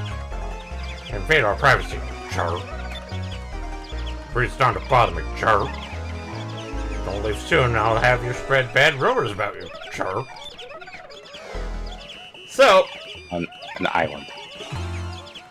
the Hamacho Hermit will basically give us our stats. Like, okay, Sharp, I'll tell everyone about the way you fight. You better hope you've been brave. First off, the number of times you've chirped engaged in battle would be 406 times, Chirp. Well, that's average, Sharp. And hang out the rest of them. On top of that, you defeated 1,476 enemies, Sharp. The number of times you run away from battle, Chirp is... Chirp, you've never run away from a battle, Chirp. You're either really slow or really brave, Chirp. Lastly, the number of times that any of you have been knocked out unconscious during the battle will be... You, 5 times. Aka, 6 times. Tina, 3 times. Drachma, 2 times. And Reed, 1 time. Gilder, never. You must be an incredible fighter. You're just too good. You rarely ever get knocked out, Chirp. Well, there you have it. Anything else that you wanted to ask me about, Chirp? So there are things that you have to meet in order to do certain things. And this is how you check them. Alright, I'll tell you how your treasure initiatives are. First of all, your treasure chest discovery rate. Until now, Chirp would be 83%. Well, that's pretty average. That would take me a decent air pilot, Sharp. There's some treasure chests that can't be found once they are passed up. People must know when to give up. That's not all about treasure. You've caught quite a few fish on your mouth, Sharp. You've got a total of 33 fish. Total value of 565 gold, Sharp. Do you hate fish or something, Chirp? These little homichos are better fish than you seem to be, Chirp. That's all I have to say about your treasure hunter skill, Chirp. Don't want to ask me anything, that's alright, Chirp. That just means I can go back to taking him a hamicho, Chirp. Which was born as a hamicho. That's why I wear this bird outfit, Chirp. So, there was another aspect that the Hamacho Hermit was supposed to also be a part of, and that is so there was a version on the Dreamcast version, since there were the VMU memory cards, the little tiny play games on your memory card, and those things take batteries like crazy.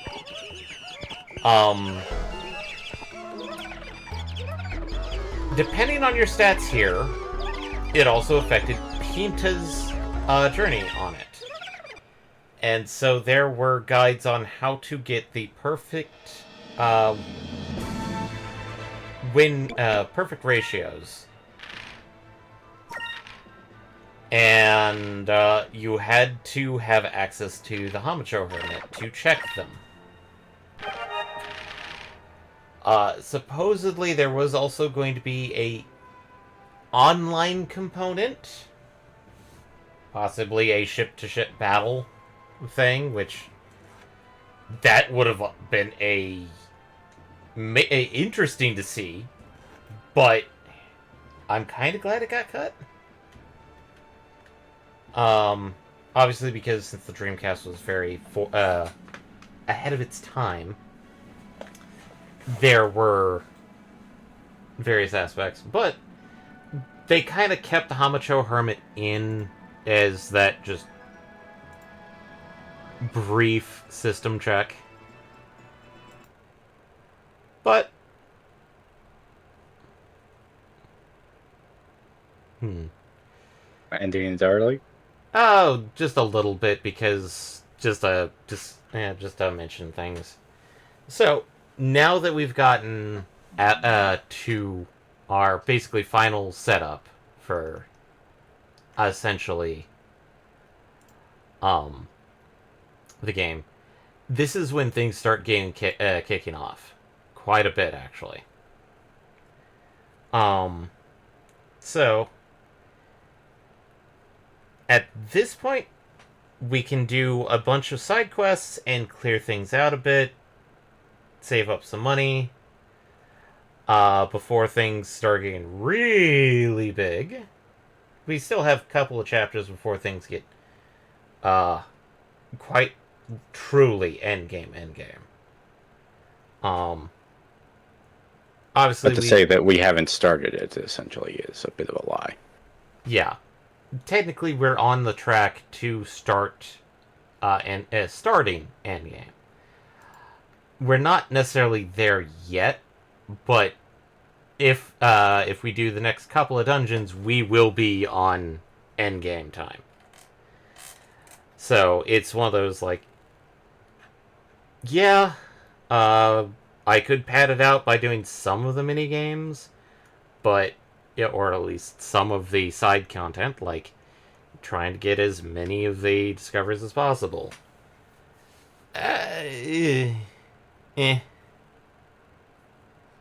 I'm not going to do that because that is... It's really just a money thing, and trying to get all of them is not necessarily a hassle, just... It's just bleh. But then again, it's one of those, like... It's a nice... if you're low on funds, you can do the discoveries, like the Iron Star, the Rainbow Island, just to get a bit of extra money for some of the That's the reason why they're also out of Domingo's grasp, is so you can at least get to more discoveries than Domingo, even if you haven't been proactive early on. yeah.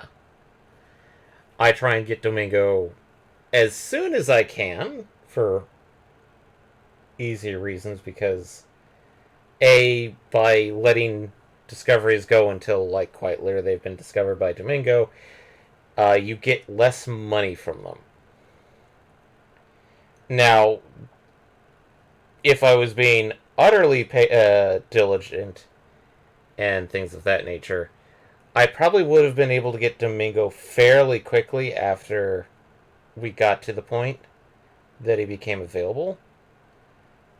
But I was kind of a bit lazy, so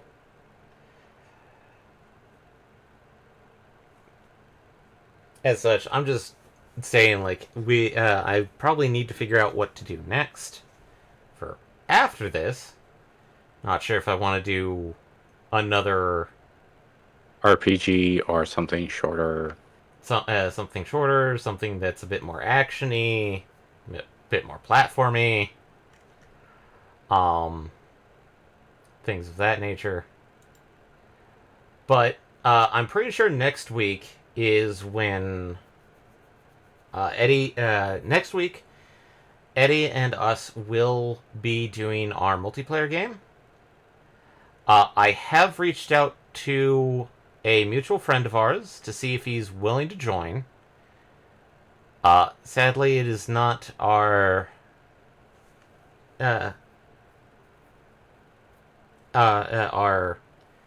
what's the term? Compatriot? I don't know. No, person that leaves and then comes back. Hmm. Prodigal. Our Prodigal member. So I have reached out to Kage of Kage Palazzo to see if he's willing to join us, because he kind of wants to do a multiplayer game for his stream occasionally, just to break it up. So I reached out to him and told him what we were going to be doing for all our multiplayer, which, as a heads up, that's going to be Abiotic Factor. We did kind of do a discussion about what games we looked into, what looked to be good. I didn't bring up Mecha Break, because I was thinking about streaming that this week, but due to, as stated earlier in the stream, didn't do that because real life stuff was in the way. It may show up as a way to fill the time, just to show it off, but I figured Mecha Break would not be. It would be a short-lived multiplayer game, because quite literally, it's either a hero shooter with giant mechs as the heroes, as well as the factor that I think we could only probably do 2 or 3 streams of it at max. I mean, it sort of has a similar situation as if we were playing. Originally, we were thinking of doing Night Rain. Night Rain. But and it sounds like there's. Unless we really wanted to bash our heads against it, it might end up becoming something similar to doing Risk of Rain 2. Because I don't know if we ever got a successful run in multiplayer. I think we got semi-successful, like 1 or 2 of us got off the thing, but I didn't think we completed it with all 3 of us. For Risk of Rain 2. And that one, we kind of had to stop because that's when they started updating the game with. Well, we stopped playing like a month before they updated. Yeah. And they sold it over to Gearbox. So, Mecha Break, I would, as much as it did come out I was actually withholding it because nothing against it. It's a good game. I played the open beta. They took certain things to heart. They also changed a few things that I didn't want them to do, because originally Mecha Break was supposed to be a $40 game with a rather short single-player campaign, because obviously it was going to be this multiplayer game that people could play. They removed the single-player campaign. They removed the $40 charge to make it free to play. And counterbalance that with microtransactions and locking certain things that would have been in the $40 price tag behind a paywall. Admittedly, from my understanding, the microtransactions are pure cosmetic stuff.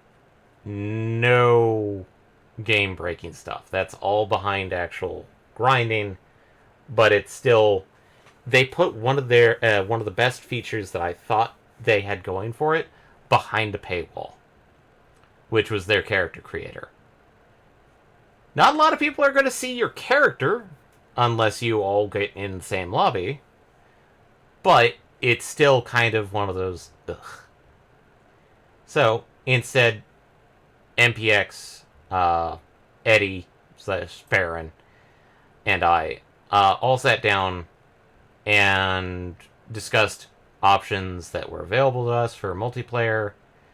Some ranging from, hey, family member got me into Warframe, let's try Warframe, I'm finding it fun.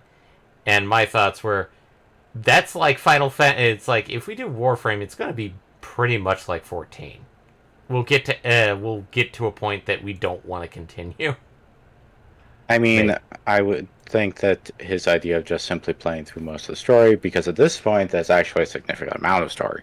Yeah. Like, even when I got in around 2019, it had developed a significant amount, because remember, Warframe started in 2012. Yep. At this point, it's one of the older live service games. Other ones that would probably be in the similar vein would be Guild Wars 2. Ugh. Which sounds like you tried it and you're like, no, not that. I didn't care for Guild Wars 1. I automatically went, I'm never going to play Guild Wars 2. I don't care if people say it's good. Actually, I hear it's a completely different beast from Guild Wars 1, but... I know it's a completely different beast from Guild Wars 1, but still... The taste alone, no. Mm-hmm. Some of the ones that I put forth are ones that obviously we could easily do, or ones that didn't require too much, but I would say that MPX's own little contributing factor about Abiotic Factor was that it's going to be releasing its 1.0 soon. Yeah. So, unlike things... we would actually be current with it for once. Yeah. Unlike some of the ones that we had put forward, some of them would be... some of them are still in early access. Other ones had such a huge amount that quite literally wouldn't be too bad.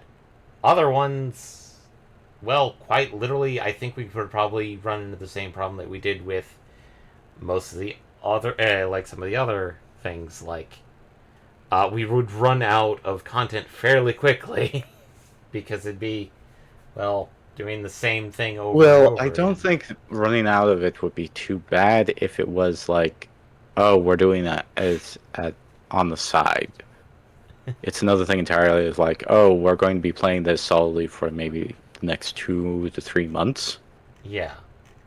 I don't know how long, Abiotic Factor is supposed to be, but with 1.0 essentially here, we no longer have to worry about like the same problem which we had with Satisfactory when we played it the first time, where we could get to a point, but we couldn't finish the game because the ending wasn't in it. Yeah. Versus when we played it the second time and earlier this year and actually finished it because they updated to 1.0. Mm-hmm. I want to. When did they update it to 1.0? Was it in the fall? It was either fall or early winter of 2024, I think. Hmm. But Well, I could check on the timeline. I don't. Yeah, it's just it was one of those situations that, yes, that was an actual concern.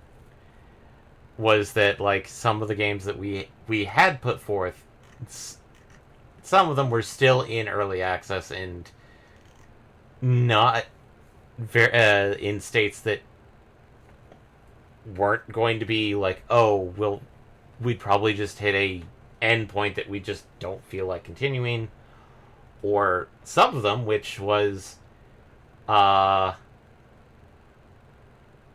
Eddie thought there was only one end point for one of the games put forward, when no, that game has received several good updates, and they've added in multiple endpoints for people if they don't feel like doing the original one. Yeah, Satisfactory 1.0 came out September 10th. Okay. But for now, I'm trying to remember when we stopped the first time. Was it back in 2024 or 2023? I think it was 2023. I mean, I Or would have to early check the saves. 2024. Well, I think we stopped after the first time we hit Fixmas. Yeah. And we never finished Fixmas, whatever. Oh no. Oh well. So, as such, we're going to be doing Abiotic Factor for a multiplayer game. There were some good contenders, there were some bad contenders. I'm not going to say what we had on the list because, depending on who's listening, some of them may go like, "Oh man, that would have been much better than than Abiotic Factor." I think a 1.0 does beat some of the ones that are still in early access because, quite literally, we have an endpoint that we can actively reach, versus the other ones which are just, you get to this point and then it's just like wait it out until the next update. But for now, thanks everybody for joining. See you next week. I think we are going to be sticking with the Wednesday Thursday schedule, because I think the Tuesday schedule is just in emergencies. I don't. It is sort of. It seems like it's been the case for the past month that schedule just could not fit the new schedule. Yeah. So we probably are going to be doing Wednesday, Thursday. Yeah. I would think, unless unless things happen. But thanks everybody for joining. Join us next week for Abiotic Factor with Eddie and Kage and MPX and I, trying to survive whatever the Abiotic Factor is about. I only know that it reminds me of a different game, even though it's not. But thanks everyone for joining. If you want to kind of follow along, or you wanted to play catch up with some of the streams, all of them are archived on our YouTube channel. We do have a podcast.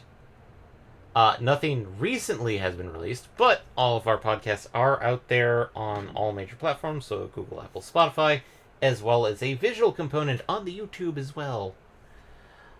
If you liked what you heard, or you would want to support us, best ways, spread the word. If you prefer a much more direct method, there's always our Patreon or the subpoints here on Twitch. But see you next week, whenever that is, and talk to y'all later.